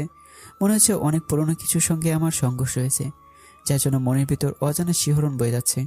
হঠাৎ আমার বুকে ভেজা অনুভব করলাম। মনে হচ্ছে মেয়েটি কাঁদছে, কিন্তু কেন কাঁদছে সবকিছু আমার অজানা। এগুলোকে জানবার খুব ইচ্ছে জাগছে মনে। এতক্ষণে হুঁশ এলো আমার। আমি মেয়েটির মাথা আমার বুক থেকে তুলে দেখলাম মেয়েটির চোখজোড়া আবছা লাল হয়ে গেছে। আমি কণ্ঠে জোরে এনে বললাম, এ কি, আপনি কাঁদছেন কেন? কি হয়েছে আপনার? মেয়েটি আমার কথা শুনে অনেকটা অবাক হলো মনে হচ্ছে। আমি ভাবতে লাগলাম এতটা অবাক হওয়ার কারণ। মেয়েটি খুব রেগে কোমরে 2 হাত রেখে বলল, তুমি আমাকে চিনতে পারোনি? আমাকে তুমি করে সম্বোধন করায় অনেকটা অবাক হলাম আমি। আমার কিছু বলার সুযোগ না দিয়ে সে আবার বলল, আজ তোমাকে দেখাবো মজা। এই বলে ফুটবল রেখে আমাদের বাড়ির ভিতরে চলে গেল। আমি আরো বেশি অবাক হলাম মেয়েটির এমন হুটহাট কাজকর্ম দেখে। মেয়েটি আমাকে জোরে ধরলই বা কেন, কাঁদলই বা কেন, আর আমাদের বাড়ির ভিতরেই বা কেন গেল? সবকিছু আমার মাথা ঘুরিয়ে দিয়েছে। হয়তো আমাদের পরিচিত কেউ হবে, তাই এমন আচরণ করছে। কিন্তু আমার পুতুল বউটাকে দেখতে না পেয়ে মনটা নিমিষে খারাপ হয়ে গেল, যার জন্য মনটা সবসময় ছটফট করে। এখনও তার দেখাই মিলল না। এইসব চিন্তা বাদ দিয়ে বাড়িতে সামনাসামনি এসে কলিং বেল চাপলাম। কয়েক মুহূর্তের মধ্যে ছোট মেসে দরজা খুলে দিল। আমাকে দেখার সঙ্গে সঙ্গে ছোট বাচ্চাকে পানি গড়িয়ে এলো। কলিজা বলে চিৎকার দিয়ে আমাকে জড়িয়ে ধরে কাঁদতে লাগলো। হয়তো এটা খুশির কান্না। এ কান্না থামতে নেই। কলিজা শব্দটি শুনে ঘরে থাকা আমার জননীও এক প্রকার দৌড়ে চলে এলো। ছোট মামার কপালে গালে চুমু দিয়ে ভরিয়ে দিল। এবার মা আমাকে দেখে যেন অযোধ্যারায় চোখের পানি ফেলতে লাগলো। আমি বুঝি না মায়েরা কেন এমন হয়। সন্তানকে বহুদিন পর দেখলে কেন কাঁদে, আর দূরে কোথাও গেলেও কেন কাঁদে। আমাকে দেখে মা একদম বড় হয়ে গেছে। আমি একটু এগিয়ে গিয়ে মাকে পরম মমতায় জড়িয়ে ধরলাম। মা এবার হামা করে কাঁদতে লাগলো। আমি বুঝতে পারছি না মায়ের কান্না থামাবো কিনা। আমি মায়ের চোখের পানি মুছিয়ে দিয়ে ভাঙা কণ্ঠে জোরে এনে বললাম, মা, আমি কি তোমাদের চোখের পানি দেখার জন্য এত দূরে ছুটে এলাম নাকি? তোমাদের মুখে পূর্ণিমার হাসি দেখার জন্য ছুটে এসেছি? মা বুঝতে পারলো আমার কথায় অভিমান মিশ্রিত রয়েছে, আর আমার অভিমান খুব সহজে ভাঙবার নয়, সেটা মা খুব ভালো করেই জানে। তার চোখের পানি মুছে আমার কপালে একটা ভালোবাসা পরশ দিয়ে বলল, তুই আসবি এটা আমাদের বলিসনি কেন? একেবারে যেহেতু চলে এসেছি তাই ভাবলাম সারপ্রাইজ দেব। তুই এমন এমন সারপ্রাইজ দিস, আমাদের হাত একটা খাওয়ার মতো সারপ্রাইজ। বেশ ভারী কণ্ঠে কথাটি বললো আমার জননী। ওহ মা, এইসব ফালতু কথা আমার জন্য একদমই পছন্দ না। আচ্ছা ঠিক আছে, আর বলবো না। নিজের মাকে পেয়ে আমাকে ভুলে গিয়েছিস? আমি কে যে আমাকে মনে হবে? পেছন থেকে অতি জোরালো অভিমানী কণ্ঠে ছোট মা কথাটি বলল। আমি এবার মাকে ছেড়ে ছোট মাকে জড়িয়ে ধরি। ছোট মার কপালে শব্দ করে ছোট্ট একটা চুমুক খাই। আমি জানি ছোট মা আমার উপর বেশিক্ষণ রাগ বা অভিমান করে থাকবে না। ছোট মার কাঁধে আমার 2 হাত পেঁচিয়ে বললাম, তোমরা 2 মা মিলে আমার 2টা পৃথিবী। তোমাদের কাউকে আমি আলাদা চোখে দেখে না। মাকে যতটা ভালোবাসি তোমাকেও ঠিক ততটাই ভালোবাসি। তোমাদের 2 মায়ের মাঝে আমি কোনো বৈষম্য রাখি না। ছোট মা আমার মাথায় হাত বুলিয়ে দিয়ে বলে, আমরা ভাগ্য করে তোর মতো সন্তান পেয়েছি। আমি দুজনকে হাসানোর জন্য বললাম, আমি ভাবতে পারিনি তোমরা এত তাড়াতাড়ি বুড়ি হয়ে যাবে। 5 বছরেই বুড়ি হয়ে গেলাম আমরা। তা নয়তো কি, মাথায় সব চুল পেকে গেছে, তাহলে তো বুড়ি হয়ে গেছে তোমরা, তাই না? আমার কথা শুনে আমার দুইজনে ভিক করে এসে দেয়। দুটো চাঁদের হাসি একসাথে হলে কতটা সুন্দর হতে পারে তার বর্ণনা দেওয়ার মতো আমার অধমের নেই। মায়েদের সাথে খুনসুটি করলেও আমার দুচোখ যেন খুঁজে হয়রান অন্য কাউকে। আমি শিশির এখন পর্যন্ত আমার পুতুল বইয়ের কোনো দেখা নেই। তোর পুতুল বউ ঘরে আছে। পিছন থেকে মায়ের কথাটি শুনে হকচকে উঠলাম আমি। বেশি বর্ণিত না করে বললাম, আমি এসেছি, এটা কি পুতুল বুঝতে পারিনি নাকি বুঝেও আসছে না? আমি জানি না, তবে তুই আসার কয়েক মুহূর্ত আগে মন খারাপ করে হন হন করে ঘরে গেল। মনে হয় কারোর সাথে ঝগড়া করে এসেছে। আমি লাগেজ আর কাঁধের ব্যাগটা মায়ের হাতে দিয়ে গটি ছুটে পায়ে এগিয়ে যেতে লাগলাম পিছিটার ঘরের দিকে। আমার উল্টো দিক হয়ে ঘাপটি মেরে বসে আছে। এটা কি তার অভিমান? আমি কণ্ঠ কাঁপে ডাক দিলাম, পুতুল বউ। ডাকটি দেওয়ার সময় আমার যেন অন্তরাত্মা কেঁপে উঠল। আজ কত বছর পর আমার সেই রেখে যাওয়া ছোট্ট পুতুলকে দেখবো আমি। ভাবতে আমার মনের ভিতর সাগরের ঢেউয়ের মতো ওথাল পাতা শুরু হয়ে গেল। আমার মুখ থেকে পুতুল বউ ডাকটি শুনে পুতুল আমার দিকে ঘুরে তাকায়। সেই মেয়েটি যে আমার বাড়ির সামনে আমাকে জড়িয়ে ধরেছিল। এবার আর অবাক হলাম না, কারণ আপসা আপসা বুঝতে পেরেছিলাম এই মেয়েটি আমার পুতুল বউ হবে। পুতুল এবার বিলম্ব না করে দৌড়ে এসে আমার জড়িয়ে ধরে। এবার আমি পরম মমতায় জড়িয়ে নিলাম আমার পুতুল বউটাকে। দীর্ঘ কয়েকটি বছর পর প্রিয় মানুষটাকে বুকে নেওয়ার অনুভূতিটা যে কতটা প্রহর তা বলে বোঝানো খুবই কঠিন। রেখে গেলাম সেই ছোট্ট পুতুলকে, আর এসে যে পুতুল বুকে এতটা বড় হতে দেখব তা ভাবনায় আনা মুশকিল। আজ আমার পুতুল কতটা বড় হয়ে গেছে। হঠাৎ পুতুল নিজেকে আমার থেকে ছাড়িয়ে নিয়ে 2 হাত দূরে গিয়ে দাঁড়িয়ে কোমরে হাত রাখলো। তুমি আমাকে চিনতে পারোনি? এত তাড়াতাড়ি ভুলে গিয়েছো আমাকে? কথাটি বেশ অভিমান নিয়ে বললো আমার পিচ্ছিটা। জানি এখন ইমোশনাল হওয়া যাবে না, তাই পুতুল বউটাকে রাগানোর জন্য বললাম, আগে তো অনেক সুন্দরী ছিলি, এখন যে এতটা পেতনির মতো দেখতে হবি তা তো আর জানতাম না, তাই চিনতে পারিনি। বোমাটা মনে হয় সঠিক জায়গায় পড়েছে। এই বুঝি বোমাটা ফাটলো বলে। আমি পেতনের মতো দেখতে, তাই না? গোটা গ্রামের সবচেয়ে সুন্দরী মেয়ে আমি, আর আমাকেই বলছো পেতনি? আজ তোমার একদিন কি আমার যে কয়দিন লাগে? এই বলে পাশে টেবিলে থাকা স্টিলের স্কেল নিয়ে আমাকে ধাওয়া করতে লাগলো মারার জন্য। পুরো বাড়ি ছুটে চলেছি আমরা। সত্যি এতদিন পরে পুতুলের রাগ ভাঙাতে পেরে অনেকটাই ভালো লাগে কাজ করছে আমার মনে। আমাদের এমন ছেলে মানুষ দেখে ছোট মা মাকে বলে, এতদিন বাড়িটা যেন প্রাণহীন ছিল, আজ আমার খোকা আসার সাথে সাথেই বাড়িটা প্রাণ ফিরে পেল। ছোট মার কথা শুনে মা একটা তৃপ্তির হাসি দিয়ে বলল, ঠিক বলেছিস ছোট, একমাত্র ছেলে মেয়ে দুটোই আমাদের বাড়ির প্রাণ। ওদের ছাড়া বাড়িটা একেবারেই নিষ্প্রাণ। ছেলেটা হট করে এসে আমাদের চমকে দিল, আর দুজন একসাথে হয়েই কেমন খুনসুটি ও দুষ্টুমিতে মেতে উঠল। পিছিটা দৌড়ানি খেয়ে আমি হাঁপিয়ে গেলাম, কিন্তু পিছির হাঁপিয়ে যাওয়ার কোনো নামগন্ধই নেই। একটা সময় না পেরে আমি সোফায় ধপ করে বসে পড়লাম। এই সুযোগে পুতুলও কয়েকটা বসিয়ে দিল আমার শরীরে। পুতুলের মান অভিমান ভাঙিয়ে নিজের ঘরে গেলাম ফ্রেশ হওয়ার জন্য।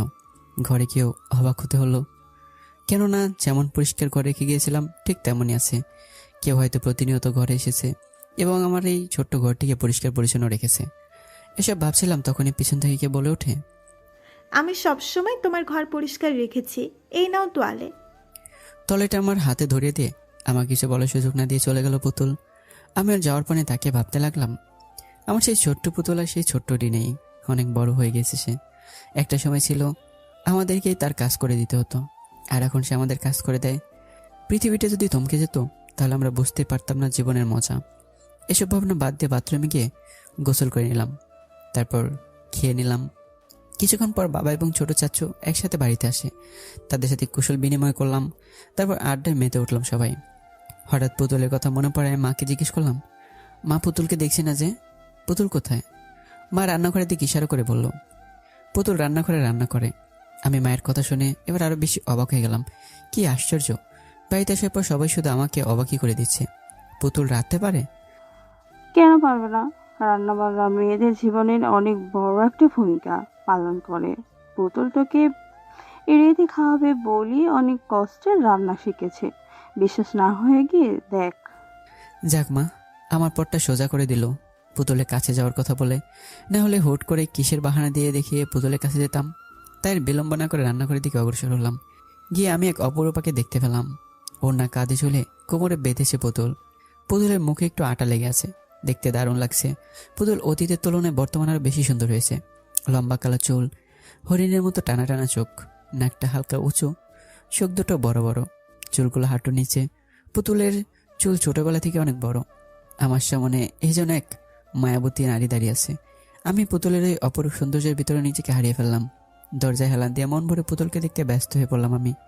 এদিকে কারো উপস্থিতি টের পেয়ে পুতুল দরজার দিকে তাকায়। আমাকে এভাবে দেখে কিছুটা নড়ে চড়ে উঠলো, হয়তো আমাকে এভাবে আশা করেনি সে। এদিকে পুতুলকে দেখতেই বিভোর আমি। পুরো দুনিয়া যেন এই মুহূর্তে থমকে গিয়েছে। পুতুলের মনে শয়তানি বুদ্ধি জেঁকে বসে। গরম খুন্তি নিয়ে টিপি টিপি পায়ে আমার সামনে এসে দাঁড়ায়, তবুও কোনো হেলদোল নেই আমার। পুতুল গরম খুন্তিটা আমার হাতে ছোঁয়ালো, আর সঙ্গে সঙ্গেই চিৎকার বেরোলো। চিৎকারটা বাহিরে বের হতেই দিল না পুতুল। তার আগেই তার ওই নমনীয় কোমল হাত দিয়ে আমার মুখটা চেপে ধরে। পুতুল একদম আমার শরীরের সাথে লেপ্টে আছে। আমি পুতুলের তুলনায় একটু লম্বা হয় আমার মুখ চেপে ধরায় আমার একদম কাছে আসতে হয়েছে তাকে। আমি পুতুলের চোখের দিকে তাকিয়ে একদম বরফ হয়ে যাই। কি আছে এই চোখে, যার মায়ে বারবার হারিয়ে ফেলছি নিজেকে। আমার গরম নিঃশ্বাস পুতুলের হাতে আসছে পড়ছে। এতে পুতুল শিউরে ওঠে, মনে হচ্ছে শরীরটা এলিয়ে দিল। পুতুল কেউ দেখে ফেলবে। পুতুল আমার মুখ থুবড়ে হাতটা সরিয়ে নেয়। দেখুক, তাতে আমার কি? আমি পুতুলের এমন মোহময় কথা শুনে বেকুব হয়ে গেলাম। কেউ দেখে ফেললে সমস্যা হবে। তুমি আমাকে চুপি চুপি দেখছিলে, তাতে কোনো সমস্যা নেই। আর আমি একটু এসেছি, তাতেই যত সমস্যা। হ্যাঁ। এই বলে পুতুল আবার নিজের জায়গায় গিয়ে রান্না করতে থাকে। আমি ওর কাছে গিয়ে ভাবতে লাগলাম, সত্যি পুতুল আর ছোট নেই। ও বুঝতে পেরেছে কাছে সে গুরুত্বটা। হঠাৎ খেয়াল করলাম পুতুলের হাতে কিসে যেন একটা দাগ। আমি পুতুলের হাতটা চেপে ধরে জিজ্ঞেস করলাম, পুতুল তোর হাতে কি হয়েছে? পুতুল তার হাতটা ছাড়িয়ে নেওয়ার ব্যর্থ চেষ্টা করে বলল, তেমন কিছু না, এমনিতেই। এমনিতে জাগে দাগ না পড়ে পুতুল, সত্যি করে বল। পুতুল পিটপিট করে তাকে আমতা আমতা করে বলল, তোমার জন্য রান্না শিখতে গিয়ে তেল হাতে পড়ে একটু পুড়েছিল। পুতুলের কথাটা যেন সোজা আমার বুকে গিয়ে বেঁধল। সেই ছোট্ট পুতুল আমার জন্য এতটা কষ্ট করছে। আমি কিছু না বলে শুধু মায়াবী দৃষ্টিতে তাকিয়ে রইলাম পুতুলের দিকে। রাতে ডিনার শেষ করে পুতুলের রান্নার অনেক প্রশংসা করলাম। এতে পুতুল অনেকটা খুশি হয়েছে। বউ বা প্রিয় মানুষগুলো যখন আপনার জন্য কষ্ট করে রান্না করে, তখন একটু বানিয়ে হলো তার প্রশংসা করুন। এতে সে অনেকটাই অনুপ্রেরণা পায় এবং আনন্দিত হয়। প্রিয় মানুষগুলো কিন্তু সামান্য একটু প্রশংসা পাওয়ার জন্যই রান্না করে। সকালে ঘুমিয়েছিলাম, হঠাৎ পেটে ভারী কিছু অনুভব করলাম। ঠোঁটেও কোনো কিছুর স্পর্শ পাচ্ছি। চোখ দুটো খুলে দেখে পুতুল আমার পেটে বসে আমার ঠোঁটে লিপস্টিক মাখিয়ে দিচ্ছে। আমি নড়তে গেলে পুতুল বলে, খবরদার নড়াচড়া করবে না, তাহলে কিন্তু খুব খারাপ হয়ে যাবে বলে দিলাম। আমি চুপচাপ পাগলামিগুলো দেখতে লাগলাম। পাগলিটা পারেও বটে, দুষ্টিমিটা যেন রক্তে মাখা। প্রথমে আমার ঠোঁটে লিপস্টিক মাখিয়ে দিল, তারপর পুরো মুখে মেকআপ করিয়ে দিল, তারপর আমার মুখের সামনে ছোট্ট একটা আয়না ধরলো। জঙ্গলি ভূত বানিয়ে দিয়েছে একেবারে। তারপর নিজের দাঁতের এক অদ্ভুত ঘর্ষণ দিয়ে বলল, আমাকে পেতনি বলা, তাই না? এবার দেখো কেমন লাগে। আমি পুতুলের কথা শুনে মনে মনে এসে দেই, পেতনিকে পেতনি বলবো না তো পরি বলবো? আমার কথা শুনে মনে হয় পুতুলে খারাপ লাগলো, তাই মুখটা কালো করে আমার উপর থেকে নামতে লাগলো। আমি এর হাত দুটো ধরে আমার দিকে ঘুরিয়ে নিলাম। পালিয়ে যাচ্ছিস কোথায়? পিসিটা পাহাড় সমান অভিমান মুখে জড়ো করে বলল, থাকতে হবে না কোনো পেতনির সাথে, আমি বুঝে গেছি। কি বুঝে গেছিস? শহরে গিয়ে নিশ্চয়ই কোনো শাকচুন্নির খপ্পরে পড়েছ, তাই আমাকে তোমার পেতনি মনে হয়। আমি পুতুলের গাল দুটো টিপে দিয়ে বললাম, তুই পেতনি না, একটা পরীর থেকে বেশি সুন্দর তুই। তুই মজা বুঝিস না, নাকি আমার মনের ভাষা বুঝিস না? আমার কমপ্লিমেন্ট শুনে পুতুল মনে হয় একটু লজ্জা পেল। আমি কি তোমার বউ নাকি যে তোমার মনের ভাষা বুঝবো? আমি পুতুলের কথা শুনে এসে দিলাম, এখন কি আমার পেটের উপর থেকে নামবি, নাকি এভাবে পুরো দিন বসে থাকবি? এবার পুতুল আমার পেট থেকে নামলো। আমি ব্রাশের টুথপেস্ট নিয়ে দাঁত মাজতে মাজতে পুতুলের দিকে তাকিয়ে দেখি ঠোঁট হাত দিয়ে গভীর মগ্ন হয়ে কি যেন ভাবছে। আমের মাথায় একটা চাটি মেরে বলি, কিরে এভাবে কি ভাবছিস? পুতুল রেগে বলল, তুমি আমাকে মারলে কেন? মেরেছে বেশ করেছি, যেভাবে মুখে হাত দিয়ে চিন্তা করছিস মনে হয় কোনো তুলকালাম হয়ে গেছে। এ বলে আমি বাথরুমে গিয়ে মুখ ধৌত করতে লাগলাম। পুতুল হুট করে এসে প্রশ্ন করে, আচ্ছা তুমি শহরে গিয়ে কোনো মেয়ের সাথে ইটিস ফিটিস করো নি তো? আমি বুড়ো কুচকে তাকালাম পুতুলের দিকে। আমি উল্টো প্রশ্ন সরিয়ে, ইটিস পিটিস মানে? প্রেম ট্রেম করো নি তো? আমি হাসবো নাকি কাঁদবো বুঝতে পারছি না। প্রেমকে ইটিস পিটিস বলছে মেয়েটা। কি হলো, বলছো না কেন? আরে বাবা না, প্রেম করিনি। সত্যি বলছো তো? এখানে মিথ্যা বলার কি আছে? লেখাপড়া নিয়ে তো ব্যস্ত ছিলাম, প্রেম করার সময় পেলাম কোথায়? আর যার তার সাথে কি প্রেম করা যায়? আর আমাকে এবার কোন মেয়ে পাত্তা দেবে বল? তোমার মতো বান্দরকে কেউ পাত্তাও দিবে না। হ্যাঁ। এই বলে পুতুল বেঞ্চকে কেটে দৌড়ে পালিয়ে গেল। ছোটবেলায় যেমন ইসরে পাকা ছিল, এখন তেমনিটি আছে। তবে এই পাগলামিগুলোই আমাদের সুখের সন্ধান মিলিয়ে দেয়। আজ আবারও বাড়ি ছাড়তে হচ্ছে চাকরির সুবাদে। পরিবার স্বজন পুতুলকে ছেড়ে আবার অজানা ঠিকানায় পাড়ি জমালাম আমি। বেশ ভালোই কাটছিল দিনগুলো। দেখতে দেখতে সপ্তাহ, মাস, বছর কেটে গেল। একদিন অফিসে বসে কাজ করছিলাম, হঠাৎ মুঠোফোনটা বেজে ওঠে। হাতে নিয়ে দেখি বাবার নাম্বার। বেশ খুশি মনে রিসিভ করলাম আর কানেও ধরলাম। হ্যাঁ বাবা, কেমন আছো? আর বাড়ির সবাই কেমন আছে? আমরা সবাই ভালো আছি। তুই কেমন আছিস বাবা? তোকে একটা জরুরি কথা বলবো বলে কল করা। হ্যাঁ বলো। আমরা পুতুলের বিয়ে ঠিক করেছি। বাবার এই ছোট্ট বাক্যটি শুনে আমার যেন পুরো পৃথিবী কেঁপে উঠল। আমি নিজের কানকে বিশ্বাস করতে পারছি না। পুতুলের বিয়ে ঠিক করেছে। আমার কাছে ঘটে যাওয়া গত মুহূর্তটা অবিশ্বাস্য মনে হচ্ছে। তবু নিজেকে ঠিক রেখে বললাম, এত তাড়াতাড়ি বুড়িটার বিয়ে? হ্যাঁ, ভালো পাত্র পেয়েছি। ছেলে অনেক বড় সরকারি অফিসার। পুতুল অনেক সুখে থাকবে। আমি একটা দীর্ঘশ্বাস ছেড়ে বললাম, পুতুল জানে? না। ঠিক আছে বলেই রেখে দিলাম। আজ আমার পৃথিবীটা বড্ড অসহায় হয়ে পড়লো। আমার পুতুল বউটা অন্য কারো হবে বললে, যাকে নিয়ে ছোটবেলা থেকেই আমার এই ছোট্ট মনে স্বপ্ন বনেছে, আস্তে আস্তে আমার চোখ দুটো ঝাপসা হতে লাগলো। ভারাক্রান্ত মন নিয়ে বাগানে বসে বউকে দুহাত কুচে আকাশপানে এক পলকে তাকিয়ে আছি। ভাবছি দুদিনে আমার পুরো পৃথিবীটা বদলে গেল। যাকে নিয়ে ছোটবেলা থেকে মনে ঘর বাঁধার স্বপ্ন পুষে রেখেছিলাম, এখন সে অন্য কারো হয়ে যাবে। এই কথাটি ভাবতেই বারবার বুকের ভিতর ছ্যাদ করে ওঠে। না পারছি নিজেকে সামাল দিতে, না পারছি নিজের অশান্ত মনকে শান্ত করতে, আর না পারছি পরিবারকে কিছু বলতে। কারণ আমি বাবু তো ছোটবেলা থেকে বাবার কথায় অনড় ছিলাম, কখনো বাবার কথার উপরে কথা বলিনি। এখনও সেই সাহসটা জোগাতে পারিনি। পুতুলকে হারিয়ে ফেলবো এই কথাটি ভাবলে বুকের ভিতর দমড়ে মুচড়ে একাকার হয়ে যায়। যার সাথে জীবনের পুরোটা সময় জুড়ে হেসে খেলে পার করলাম, সে কিনা অন্যের ঘরের বউ হতে চলেছে। চোখের কোণে কখন পানি এসে বাসা বেঁধেছে টেরি পেলাম না। হঠাৎ পিছনে কার উপস্থিতি টের পেলাম। আলতো করে চোখের পানি মুছে পিছনে তাকালাম। পুতুল দাঁড়িয়েছে। মুখ দেখে যতটা বুঝলাম তাতে মনে হলো পুতুলের মন আমার থেকেও বেশি খারাপ। আমি নিজেকে স্বাভাবিক রেখে বললাম, কিরে, কিছু বলবি? বলার জন্য এসেছি। আজ অনেক কিছুই বলার আছে তোমাকে। তুমি সবসময় আমার কথা মজা ভেবে উড়িয়ে দাও, কিন্তু আজ আমি যা বলবো তা একদম মজা নয়। আজ পুতুলের কথা সুর পাল্টে গেছে। এতদিন তার বলা প্রতিটি কথায় দুষ্টুমি লোকে থাকতো, কিন্তু আজ মনে হচ্ছে পুতুল দুষ্টুমির মুডে নেই। আজ সত্যি সে সিরিয়াস। আমি বনিতা না করে বললাম, আচ্ছা বল, কি বলার আছে? আমরা দুজনে বাগানে পাতানো দোলনায় বসলাম। পুতুল একবার আমার দিকে মায়া ভরা চাহনিতে তাকিয়ে প্রকৃতিকে দেখায় মন দিল। তারপর মিষ্টি কণ্ঠে বলি ছুটতে লাগলো, ভাইয়া, তোমার মনে আছে সেই দিনের কথা, যেদিন তুমি পরন্ত বিকেলে নদীর ধারে বসে নদীর সৌন্দর্য দেখছিলে? পুতুলের কথা শুনে অনেকটা অবাক হলাম। এত পুরনো কথা পুতুলের মনে আছে? আমি কিছুটা আন্দাজ করতে পারলাম পুতুল ঠিক কী বলতে চায়। তবু পুরো বিষয়টা পরিষ্কার হওয়ার জন্য বললাম, হ্যাঁ মনে আছে। সেদিন আমি তোমাকে বলেছিলাম, ভাইয়া তুমি আমাকে বিয়ে করবে, আমি তোমার সব কাজ করে দিব। সেদিন তুমি আমার কান টেনে বলেছিলে আমি যখন বড় হয়ে বিয়ের উপযুক্ত হব তখন তুমি আমাকে তোমার বউ বানাবে। আমি কথা কাটানোর জন্য বললাম, পাগলি, ওটা তো মজা করে বলেছিলাম। তোমার কাছে ব্যাপারটা মজার হলেও আমি কিন্তু একদম মজা করিনি। সেদিন তুমি বলেছিলে আমাকে বিয়ে করবে, আর সত্যিই তোমার বউ হতে চাই। আমি পারবো না অন্য কাউকে বিয়ে করতে। আমি তোমাকে অনেক ভালোবাসি ভাইয়া।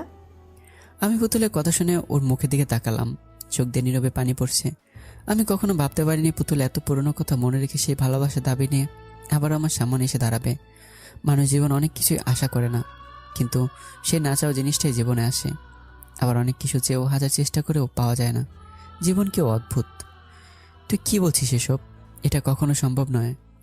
কেন সম্ভব নয়? তুমি আমাকে কখনো ভালোবাসোনি? কি উত্তর দেব এখন আমি? কথা বলার ভাষা যেন হারিয়ে গেল। আমি এই যে তোকে নিজের থেকে বেশি ভালোবাসি, কিন্তু পরিবারের সমাজের জন্য ভালোবাসাটাকে প্রকাশ করতে পারছি না। আমি নিঃশব্দ থাকায় পুতুল হয়তো ভেবে নিয়েছি আমি সত্যি তাকে ভালোবাসি না। তাই আবার বলতে থাকে, তুমি যদি সত্যি আমাকে ভালো না বাসো তাহলে কেন এত কেয়ার করো আমার? কেউ আমাকে মারলে তুমি কেন এতটা রাগ করতে? আমি না খেলে তুমিও কেন খাওয়া বন্ধ রাখতে? আমার সামান্য একটু কষ্টে তুমি কেন এত কষ্ট পেতে? আমি না খেয়ে ঘুমালে তুমিও কেন না খেয়ে ঘুমোতে? উত্তর দাও, নাকি এগুলো সব মিথ্যে অভিনয়? আমাকে ভালো না বাসলে কেন সবসময় আমাকে সবার কাছে বেশি প্রাধান্য দিয়েছো তুমি? কেন দিনের পর দিন আমার এত অত্যাচার সহ্য করেছো? তুমি কি কখনোই আমাকে ভালোবাসোনি, নাকি আমি শুধু তোমার চাচাতো বোন? পুতুলের কথা ধারালো তীরের মতো আমার বুকে বিঁধতে লাগলো। এতটা প্রহর তার কথা বলি, সেদিন সে পিছিটা আমাকে এতটা ভালোবাসবে তা আমার ভাবনার বাইরে। আমি পুতুলকে সান্ত্বনা দেওয়ার জন্য বললাম, দেখ পুতুল, এখানে আমাদের ভালোবাসার কোনো মূল্য নেই, আর আমি তোকে ভালোবাসলেও এর কোনো ফায়দা নেই, কারণ আমাদের সম্পর্ক আমাদের পরিবার এবং সমাজ কেউই মানবে না। তুই বিয়েতে রাজি হয়ে যা, দেখবি অনেক সুখী হবি। আমার কথা শুনে পুতুল মিছে একটা হাসি দিল, ঠোঁট বাঁকিয়ে। আমি বুঝলাম না হাসির আমি কি বললাম। যে মানুষটা অন্যায়ের বিরুদ্ধে সবসময় রুখে দাঁড়ায় আজ সেই বিড়াল হয়ে গেছে। আরে তুমি কোন সমাজের কথা বলছো, যে সমাজ মানুষের কষ্টে প্রাণ খুলে হাসে? আমি তো তোমাকে ভালোবাসি। আর একটা মানুষ কখন কাউকে ভালোবাসে জানো? যখন সে কারো কাছে নিজের সুখ খুঁজে পায়, ঠিক তখনই তাকে ভালোবাসে। আমি তোমাকে ভালোবাসি, তাই তোমার কাছেই সুখে থাকবো। তুমি কেন বুঝতে পারছো না আমার ভালো থাকার চাবিকাঠি যে তুমি, নাকি বুঝে অবুঝের মতো ফান করো? আর বাকি রইল সমাজের কথা। আচ্ছা, ধরে নিলাম আমি এই সরকারি অফিসারকে বিয়ে করেছি, কিন্তু আমি ভালোবাসি তোমাকে। পরিবারের চাপে তাকে বিয়ে করলেও আমার মন তো তোমাকেই ঘিরেই থাকবে। আমি তো তার কাছে ভালো থাকবো না। আর যখন তোমাকে না পাওয়ার যন্ত্রণায় কোনো এক ঘরের কোণে বসে নীরবে চোখের পানি ফেলবো, তখন কি তোমার এই সমাজ আমাকে সান্ত্বনা দেওয়ার জন্য আমার পাশে এসে দাঁড়াবে? নাকি যখন স্বামীর হাতে নিপীড়িত হয়ে মৃত্যুর যন্ত্রণায় ছটফট করবো, তখন তোমার সমাজ আমাকে বাঁচাবে?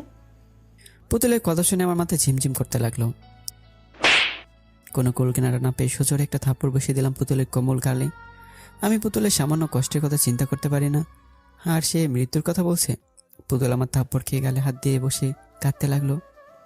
তুমি যাই বলো না কেন, আমি তোমাকে ছাড়া বাঁচবো না। আর যদি অন্য কাউকে বিয়ে করতে হয়, তাহলে বিয়ের দিনে অনেক বড় দুর্ঘটনা ঘটাবো।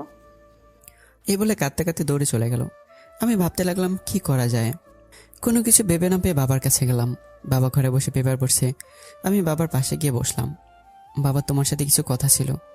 হ্যাঁ বল, কি বলবি? বাবা, এই বিয়েটা কি বন্ধ করা যায় না? কি বলিস এসব? তোর মাথা ঠিক আছে? হ্যাঁ বাবা, আমি বুঝে শুনে বলছি।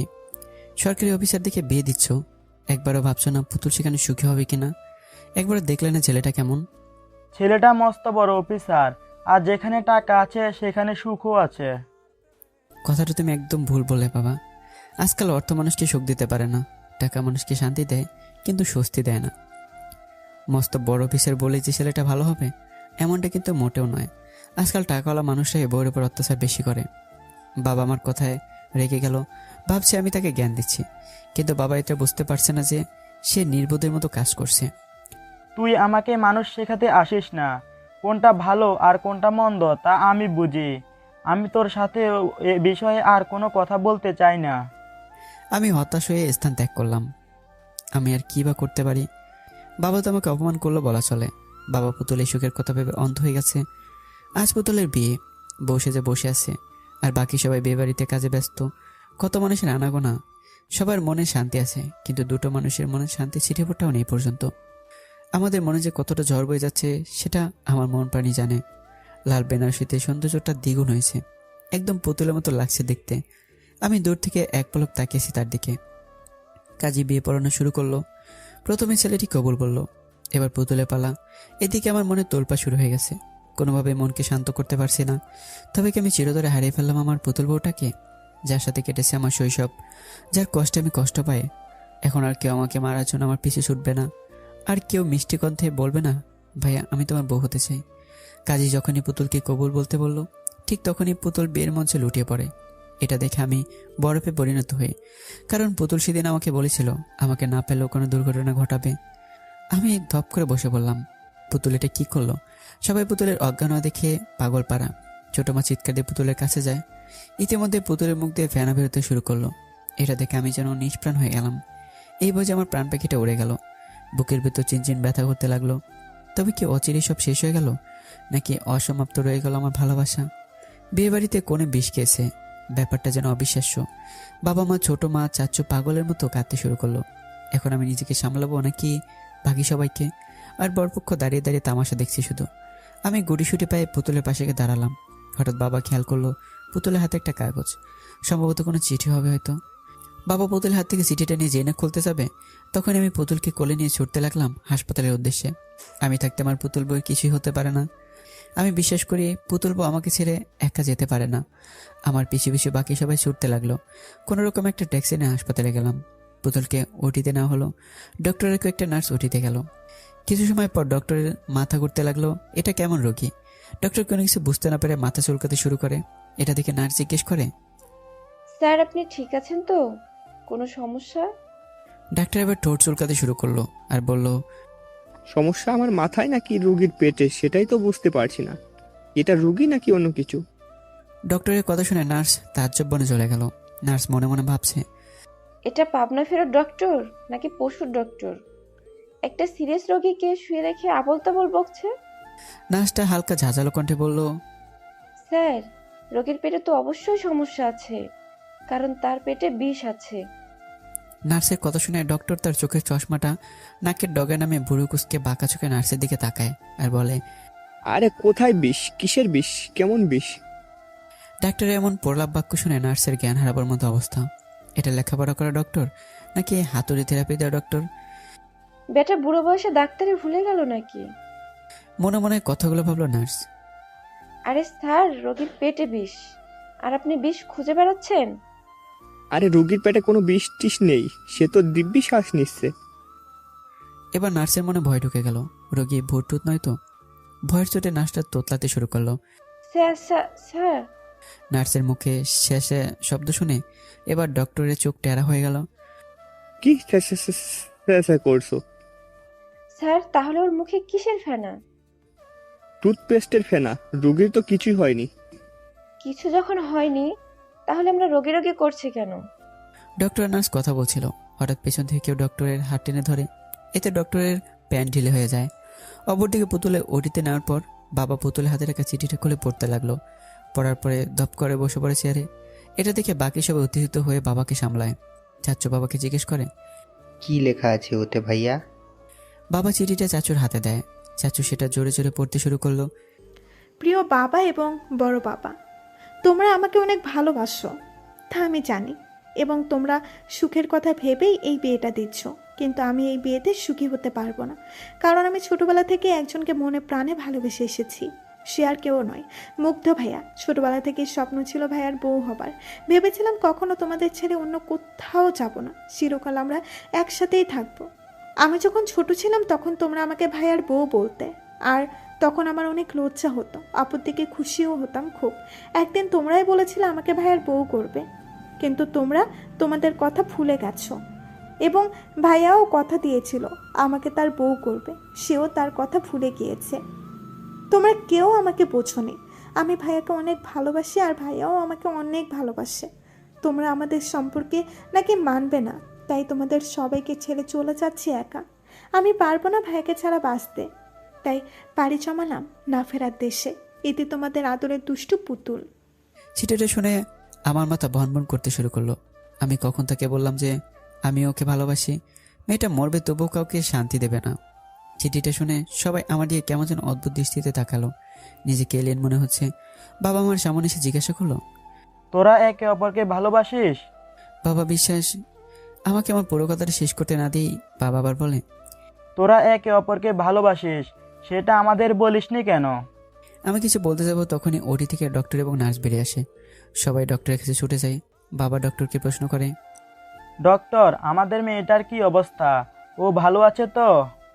ডক্টর নাকের ডগা চুলকাতে শুরু করে। এটা দেখে নার্স মনে মনে ভাবে, এই বেটার চুলকানির রোগ আছে নাকি? Danger coming coming. ডাক্তারের কথা শুনে আমি হা হয়ে তাকিয়ে রইলাম তার দিকে। লে খোকা, এটা আবার কোন দেশের ভাষা? আমি ডক্টরের কথা না বুঝে নার্সকে জিজ্ঞাসা করলাম, নার্স ডক্টর কি বলল? আমি তো কিছুই বুঝলাম না। এই সুযোগ ডাক্তারকে পচানোর। নার্স দুই হাত মুঠো করে বললেন, আসলে উনি এলিয়েন গ্রুপের ডক্টর, নেপচুন থেকে ডাক্তারি শিখেছেন তো, তাই তার ভাষা কেউ বোঝে না। এই কথা শুনে ডক্টরের কান দিয়ে ধোয়া বেরোচ্ছে। খ্যাপা সারের মতো পুষতে পুষতে স্থান ত্যাগ করলো। এদিকে আমার ফিট হওয়ার মতো অবস্থা। কখন না জানি ফুস করে জ্ঞানটা চাঁদের দেশে চলে যায়। এটা হসপিটাল নাকি পাগলা গারদ? চাচ্চু আবার নার্সকে জিজ্ঞাসা করলো, আমার মেয়ে ঠিক আছে তো? আসলে আপনার মেয়ের অবস্থা বেশি ভালো না, আপনারা গিয়ে দেখা করুন। সবাই তড়িঘড়ি করে ভিতরে ঢুকলো। ভিতরে গিয়ে দেখে পুতুলের করুণ অবস্থা, জোরে জোরে শ্বাস নিচ্ছে। ছোট মাকে পুতুলকে বুকে জড়িয়ে নিয়ে পাগলের মতো কাঁদতে থাকে। তুই এটা কেন করলি মা? একবার কি আমাদের বলতে পারতি না তোর ভালোবাসার কথা? আমরা তোদের কখনো আলাদা করতাম বল? তোরাই তো আমাদের ভালো থাকার চাবিকাঠি। তাহলে কেন করলি এমন কাজ? সবার চোখ দিয়ে অজস্র পানি পড়ছে। বাবা পুতুলের মাথার পাশে বসে পুতুলের মাথায় হাত বোলাতে বোলাতে বলল, মা রে, তুই কেন এত বড় একটা সিদ্ধান্ত নিয়েছিস? শুধু একবার মুখ ফুটে তোর মনের কথাগুলা আমাদের বললে কি আজ এদিন আসতো? তুই তো আমাকে অনেক ভালোবাসিস, তবুও আমাকে বলতে পারলি না। এবার পুতুল অনেক ঠান্ডা কণ্ঠে জোরে এনে বলল, বাবা, বড় বাবা তোমাকে বললো কি কি ভাইয়ের সাথে আমার বিয়ে দিতে? পুতুলের আমার ভাঙা কণ্ঠের কথা শুনে সবাই ডুকরে কেঁদে ওঠে। বাবা চোখের পানি মুছে বলে, হ্যাঁ দিতাম। এই কথাটি শুনে পুতুল একলাপে উঠে বসে আর বলে, তাহলে এখন বিয়ে দাও ভাইয়ের সাথে। পুতুলের কাণ্ড দেখে একজনের চোখ ফুটবলের মতো আকার ধারণ করলো। বর তো ইতিমধ্যে বুকে হাত দিয়ে ফ্লোরে লুটিয়ে পড়লো। এই রে, ছেলেটা আবার হার্ট অ্যাটাক করলো না তো? আমি গিয়ে বরের বুকে কান পেতে শুনতে লাগলাম হার্টবিট চলছে কিনা, নাকি পগার পার। কিন্তু না, এ তো দেখি গান বাজানোর বক্সের মতো শব্দ করছে তার হার্টবিটটা। আমি কেন কম শুনতে লাগলাম। কে যেন বরের মুখে পানি ঢেলে জ্ঞান ফেরালো। বর ফ্লোর থেকে উঠে বলল, আমি আর এই বিয়ে করব না। এই মেয়ে এত ডেঞ্জারেস্ট, একে বিয়ে করলে 2 দিনের মাথায় আমার সুস্থ হার্টটাও অ্যাটাক করে বৃন্দাবন চলে যাবে। আমি নাই। এ বলে ছেলে হাওয়া হয়ে গেল। যা শালা, বর কোথায় ব্যানিশ হয়ে গেল। যাক, আপদ বিদেয় হলো। রাগে চাচ্চু চোখ লাল হয়ে গেছে। তুই এতক্ষণ আমাদের সাথে নাটক করলি? এই বলে পুতুলকে মারার জন্য হাত তুললো। সঙ্গে সঙ্গেই বাবা চাচ্চুর হাত ধরে ফেললো। আহ ছোট, কি পাগলামো করছিস? আমার বৌমাকে মারার কথা আর জীবনেও ভাববি না। বাবার কথা শুনে আমি টাসকি খেয়ে গেলাম। দাদার পোলা কয় কি? আর বোমা শব্দটি শুনে পুতুল এতটাই লজ্জা পেল যে তার মুখ টমেটোর মতো লাল রং ধারণ করলো। বাবা আবার বলতে লাগলো, দোষটা ছিল আমাদেরই, আমরাই বুঝতে পারিনি আমাদের ছেলে মেয়েদের। ছোটবেলা থেকে এতটা মোহব্বত তাদের দুজনার প্রতি, আর আমি তো ভাবতেই পারিনি আমার পুতুল মা এতটা বড় হয়েছে যে সে কাউকে ভালোবাসতে শিখেছে। আমি আজকে তোদের বিয়ে দেব। বাসর করে ঢুকে দেখি পুতুল জায়নামাজ বিছে বসে দুহাত ধরে দোয়া করছে। আমাদের ঈদের সাথে একাই নামাজ শেষ করলো। যাক, তবু আমার পুতুল বউটা কেমন দিনী রূপে দেখে অন্তরাত্মা যেন শীতল হয়ে গেল। অবশেষে পুতুলকে ছোটবেলা থেকেই বউটা কাজ সার্থক হলো। আমি আনমনা হয়ে পুতুলকে দেখতে ব্যস্ত। এদিকে পুতুলের দোয়া শেষ হলেই উঠে এসে আমি দরজার কাছে আনমনা হয়ে তাকে দেখছি। পুতুল আমার সামনে তুড়ি বাজিয়ে বলল, কি হলো এভাবে আনমনে কি দেখছো? ভাবুক দৃষ্টিতে তাকিয়ে রইলাম পুতুলের দিকে। মাশাআল্লাহ, মুখে সবকিছু ঠিক আছে, কিন্তু কিসে যেন একটা অভাব রয়ে গেছে। আমি পুতুলের কোমর জড়িয়ে ধরে আলতো করে কপালে শব্দ করে ছোট্ট একটা চুম্বন করলাম। পুতুল আমার ভালোবাসার প্রথম পরশ সাদরে গ্রহণ করলো। তারপর পুতুলের 2 চোখের পাতায় চুম্বন করলাম। পুতুল নিষ্পলক চোখে তাকিয়েছে আমার দিকে। এই যেন হরিণের একজোড়া চোখ তাকিয়েছে আমার মুখ পানে। এতটাই মায়াবিতার চোখ। আমি মাথার পাগড়িটা খুলে রেখে বিছানায় শরীরটা এলে দিলাম। পুতুল এসে আমার বুকে মাথা রেখে শুয়ে পড়ে। বুকটা যেন ঠান্ডা হয়ে গেল। মনের ভিতর এক অদ্ভুত প্রশান্তি বয়ে গেল। আমি পুতুলের মাথায় হাত বুলিয়ে বললাম, তোকে দেখছিলাম। পুতুল আমার বুকে বেলি কেটে বলল, ওভাবে দেখার কি আছে? আগে কখনো দেখোনি? বিয়ের আগে এবং বিয়ের পরের 2 সময়ের দেখা 2 রকম অনুভূতি কাজ করে। বিয়ের আগে দেখা মানসিক তৃপ্তি হয় না, হারিয়ে ফেলার ভয় বিদ্যমান থাকে মনের ভিতর। কিন্তু বিয়ের পরে দেখার কোনো ভয় নেই, এ দেখায় তৃপ্তি মেলে। আমাদের ভালোবাসার খুঁটি এতটাও কমচন নয় যে আমরা কাউকে হারিয়ে ফেলবো। এর বাস্তব প্রমাণ তুমি নিজেই পেয়েছো। তোমাকে পাওয়ার জন্য কতই না অভিনয় করতে হলো, কিন্তু তুমি তো ভীতু। ভালোবাসার কথা মুখ ফুটে কাউকে বলতে পারলে না। পিসিটার কথা শুনে মনে মনে হাসি পেল আমার। গায়ে গতরে বেড়েছে, বুদ্ধি এখনো হয়নি। আমি লম্বা একটা শ্বাস নিয়ে বললাম, ভালোবাসা এমন একটা জিনিস যার অনুভূতিগুলো খুব সহজে প্রকাশ করা যায় না। অনেকেই ভালোবাসা অনুভূতিগুলো খুব সহজে প্রকাশ করতে পারে, আবার অনেকে তা পারে না। আবার কখনো কখনো মনের অপ্রকাশিত কথাগুলো প্রকাশ করার সময় এলেও বলা হয়ে ওঠে না, কারণ পরিস্থিতি কাজটাকে অসম্ভব করে দেয়। তুই নিজে ভেবে দেখ, তুইও কিন্তু খুব সহজে ভালোবাসার কথাটা পরিবারের কাছে বলতে পারিসনি। আমি যদি অন্য কারো হয়ে যেতাম তাহলে? বড় কঠিন প্রশ্ন, কিন্তু উত্তর সোজা। আমার কাছে ভালোবাসা মানে একটা মুক্ত পাখি, যা রয়েছে একটা নিজস্ব ঠিকানা। পাখিটা সারাদিন উড়ে বেড়ায় তার মুক্ত আকাশে, এবং শেষে ছুটে চলে তার আপন ঠিকানায়, তেমনি তুই যদি আমার কপালে থাকিস, তাহলে যতই জয়জবটা আসুক না কেন, সব কিছুকে বড় আঙ্গুল দেখি তুই আমারই হবি। তোর ভালোবাসা যদি সত্যি হয়ে থাকে, তাহলে অন্য কারো গল্প তোকে স্পর্শ করতে পারবে না। আমি বিশ্বাস করি সত্যিকারের ভালোবাসা কখনো হারিয়ে যায় না। একদিনে তো ভালোবাসা কোনো বৈষম্য থাকবে না, পৃথিবীটা ভালোবাসাময় হয়ে যাবে, কারণ সত্যিকারের ভালোবাসা কখনো হারিয়ে যায় না। আমি যেখানে যেতে চাই তুমি আমাকে তোমার বউ বানানোর প্রথম কথা দিয়েছিলে। আমি কিছুটা অবাক হলাম পুতুলের কথা শুনে, কারণ জায়গাটা দূরে, এত রাতে সেখানে গেলে লোকে কি না কি বলে। এমন পাগলামি করিস পুতুল, যেহেতু অনেক সময় লাগবে। পুতুল আমার বুক থেকে মাথাটা তুলে আস্তে ধীরে তার ঠোঁট দুটো আমার ঠোঁটের কাছাকাছি নিয়ে আসে, তারপর আলতো করে আমার ঠোঁটে তার কোমল লবণের ঠোঁটে ছোঁয়া দিল। শিহরণ বয়ে গেল আমার শরীরে। এটা জীবনের দ্বিতীয় ছোঁয়া পুতুলের ঠোঁটে। পুতুল মায়াবী চোখে তাকিয়ে মায়াবী কণ্ঠে বলল, প্লিজ। পুতুলের কথায় এতটা মায়া জড়ানো যে আমি না করতে পারলাম না। শুধু আমি কেন, পৃথিবীর যে কোনো পুরুষ মেয়েদের এমন মায়াবী মুখ দেখলে নিজের মনকে দমিয়ে রাখতে পারবে না। আচ্ছা ঠিক আছে চল, কিন্তু বেশি সময় থাকা যাবে না। পুতুল অনেকটাই খুশি হয়ে বলল, ঠিক আছে। তারপর পুতুলকে নিয়ে বের হলাম বাড়ি থেকে। সাথে নিয়ে এসে আমার পুরনো সাথী সাইকেলটাকে। বাড়ির বাইরে এসে পুতুলকে সামনে বসিয়ে ছুটতে লাগলাম সেই ঠিকানায় যেখানে আমি মন খারাপ হলে যেতাম। অবশেষে পৌঁছালাম সেই পুরনো জায়গায়। অনেকদিন আসা হয়নি এখানে, বড় অচেনা লাগছে জায়গাটাকে। নদীর ধারে ঘাসের উপর দুজনে বসলাম। পুতুল আমার কাঁধে হেলান দিয়ে চাঁদ দেখে মন দেয়। আমি ঘটা করে প্রশ্ন করি, আচ্ছা ডক্টর আর নার্স তো বললো তোর অবস্থা খুবই খারাপ, কিন্তু তোর তো কিছু হয়নি, তাহলে তারা এই কথা বললো কেন? কারণ আমি বলেছি বলতে। তুই সত্যি একটা ফাজিল মেয়ে, জন্মের পর থেকে দুষ্টুমি শুরু হয়েছে তোর। আমার কথায় পুতুল রেগে যায়। এই আমাকে একদম ফাজিল বলবা না। তাহলে কি বলবো? ছোটবেলায় তো কম কাণ্ড করিসনি। মেয়েটা বোধহয় রাগ হলো। জানিস তুই কেন আমাকে ভালোবাসিস? পুতুল আমার প্রশ্ন শুনে বুড়ুকুসকে তাকালো আমার দিকে। কেন? যেদিন তোর জন্ম হয় সেদিন থেকে কোলে নিয়েছিলাম আদর করার জন্য। তোর কপালে চুমু খেয়ে গালে খেতে যাব, ঠিক তখনই তুই মুখ ঘুরিয়ে আমার ঠোঁটে চুমন করিস। তাহলে ভেবে দেখ তুই কতটা দুষ্ট। আমার কথা শুনে মনে হয় পুতুল লজ্জা পেল। চুমু খেয়েছি, বেশ করেছি, আরও চুমু খাবো, বেশি করে চুমু খাবো। জন্মের দিন খেয়েছি, মৃত্যুর দিনও খাবো, শুধু খাবো আর খাবো, পুরো দুনিয়া খাবো।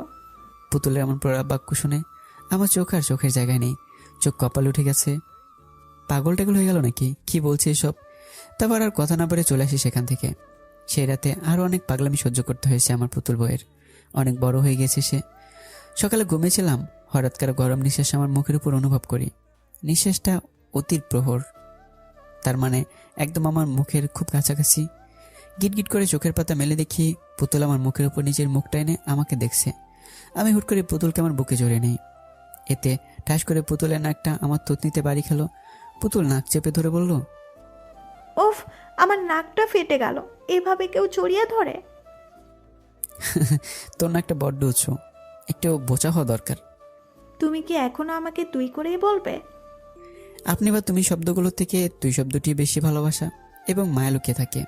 তুই নামক সম্পর্কগুলোতে যে কতটা গভীর ভালোবাসা থাকে সেটা তুই ভাবতে পারবি না। আচ্ছা, তুমি এত সুন্দর করে কথা বলো কিভাবে? চোখের সামনে যদি থাকে মাটির পরি, তাহলে শুধু আমি কেন, যে কোনো ছেলেই সুন্দর করে কথা বলবে। একটা ছেলের মনে লুকিয়ে থাকা সমস্ত কাব্যিক ভাবনাকে জাগ্রত করার জন্য একটি মিষ্টি মেয়ের মায়াবী মুখ এবং লম্বা চুলের এক ফালি চুলই যথেষ্ট। থামো থামো থামো, অনেক হয়েছে। তোমার জন্য কফি নিয়ে এসেছি, খেয়ে নাও, পরে ঠান্ডা হয়ে গেলে আমার দোষ নেই। আর কফি? যেখানে গরম কফির মালিক আমার বুকে, সেখানে কফি ঠান্ডা হলে সমস্যা নেই। হয়েছে অনেক নাকামি, এখন উঠে ফ্রেশ হয়ে বাইরে গিয়ে দেখো কারা এসেছে। পুতুল আর কিছু বলার সুযোগ না দিয়ে এক প্রকার পালিয়ে গেল। আমি কফির মগে চুমুক দিলাম। এটা মা বা ছোট মার হাতের নয়তো। পুতুল আমার জন্য কতটা কষ্ট করছে ভাবতে আমার মনের ভিতর অদ্ভুত এক প্রশান্তি আসে। তারপর ফ্রেশ হয়ে বাইরে গেলাম। ড্রয়িং রুমে আমার বন্ধুরা এবং পুতুলে কিছু বন্ধু এসেছে। এগুলো সব আমার স্কুল কলেজের বন্ধু। আমি তাদের সামনে যেতে এক বন্ধু বলল, কিরে চুপি চুপি বিয়ে করে ফেললি আর আমাদের জানালি না? সে এতটা স্বার্থপর রে তুই? আসলে তেমন কিছু না রে ভাই, পুতুলের বিয়ে হওয়ার কথা ছিল অন্য কারোর সাথে, কিন্তু এই সব কিছুই বলে দিলাম। আচ্ছা চল বাগানে, আজ সারাদিন আড্ডা হবে। আচ্ছা, কিন্তু নাস্তা তো করে নে তোরা। তোর কি মনে হয় আমরা উপোস আছি? আমরা আসার পরে ভাবি আমাদের পেট পুরে খাইয়েছে। বাহ, বউ আমার সুপারফাস্ট। তারপর সবাই মিলে বাগানে গেলাম। সবাই গোল হয়ে বসলাম। পুতুলের বান্ধবীদের সঙ্গে আর আমি আমার বন্ধুদের সঙ্গে। আমার এক বন্ধু গান বাজনা করতে অনেক পছন্দ করে, তাই সঙ্গে করে গিটার নিয়ে এসেছে। বেশ কয়েকজন গান গাইলো। এবার সবাই আমাকে বলল গান গাইতে। আমি গিটারতে হাতে টুংটাং করে সুর তুলতে লাগলাম। इस कदर तुमसे हमें प्यार हो गया, हद से ज्यादा हद से पार हो गया। আমি গান বলতেছি আর পুতুলের দিকে তাকিয়ে আছি। পুতুল আমার দিকে অপলকভাবে তাকিয়ে আছে। পুতুল আমার সঙ্গে গান ধরলো। তারপর গান বলা শেষ হওয়ার পর সবাই করতালি দিচ্ছে। আমি আর পুতুল একে অপরের দিকে নিষ্পলকভাবে তাকিয়ে আছি। অবশেষে আমাদের ছোটবেলা ভালোবাসা পূর্ণতা পেল। আজ খুব চিৎকার করে বলতে ইচ্ছে করছে, পুতুল ভালোবাসি যে তোকে, বড্ড বেশি ভালোবাসি যে তোকে, আই লাভ ইউ। হ্যালো বন্ধুরা, গল্পটি তো শেষ হয়ে গেল। আপনারা কি এখনো ওয়েট করছেন? কিছুর অপেক্ষায় আছেন? তো আর অপেক্ষায় থাকার দরকার নেই, বাসায় চলে যান আর নিজেদের কাজ নিজেরা করুন। পরবর্তী গল্পের জন্য তৈরিও হয়ে নেন। আল্লাহ হাফিজ।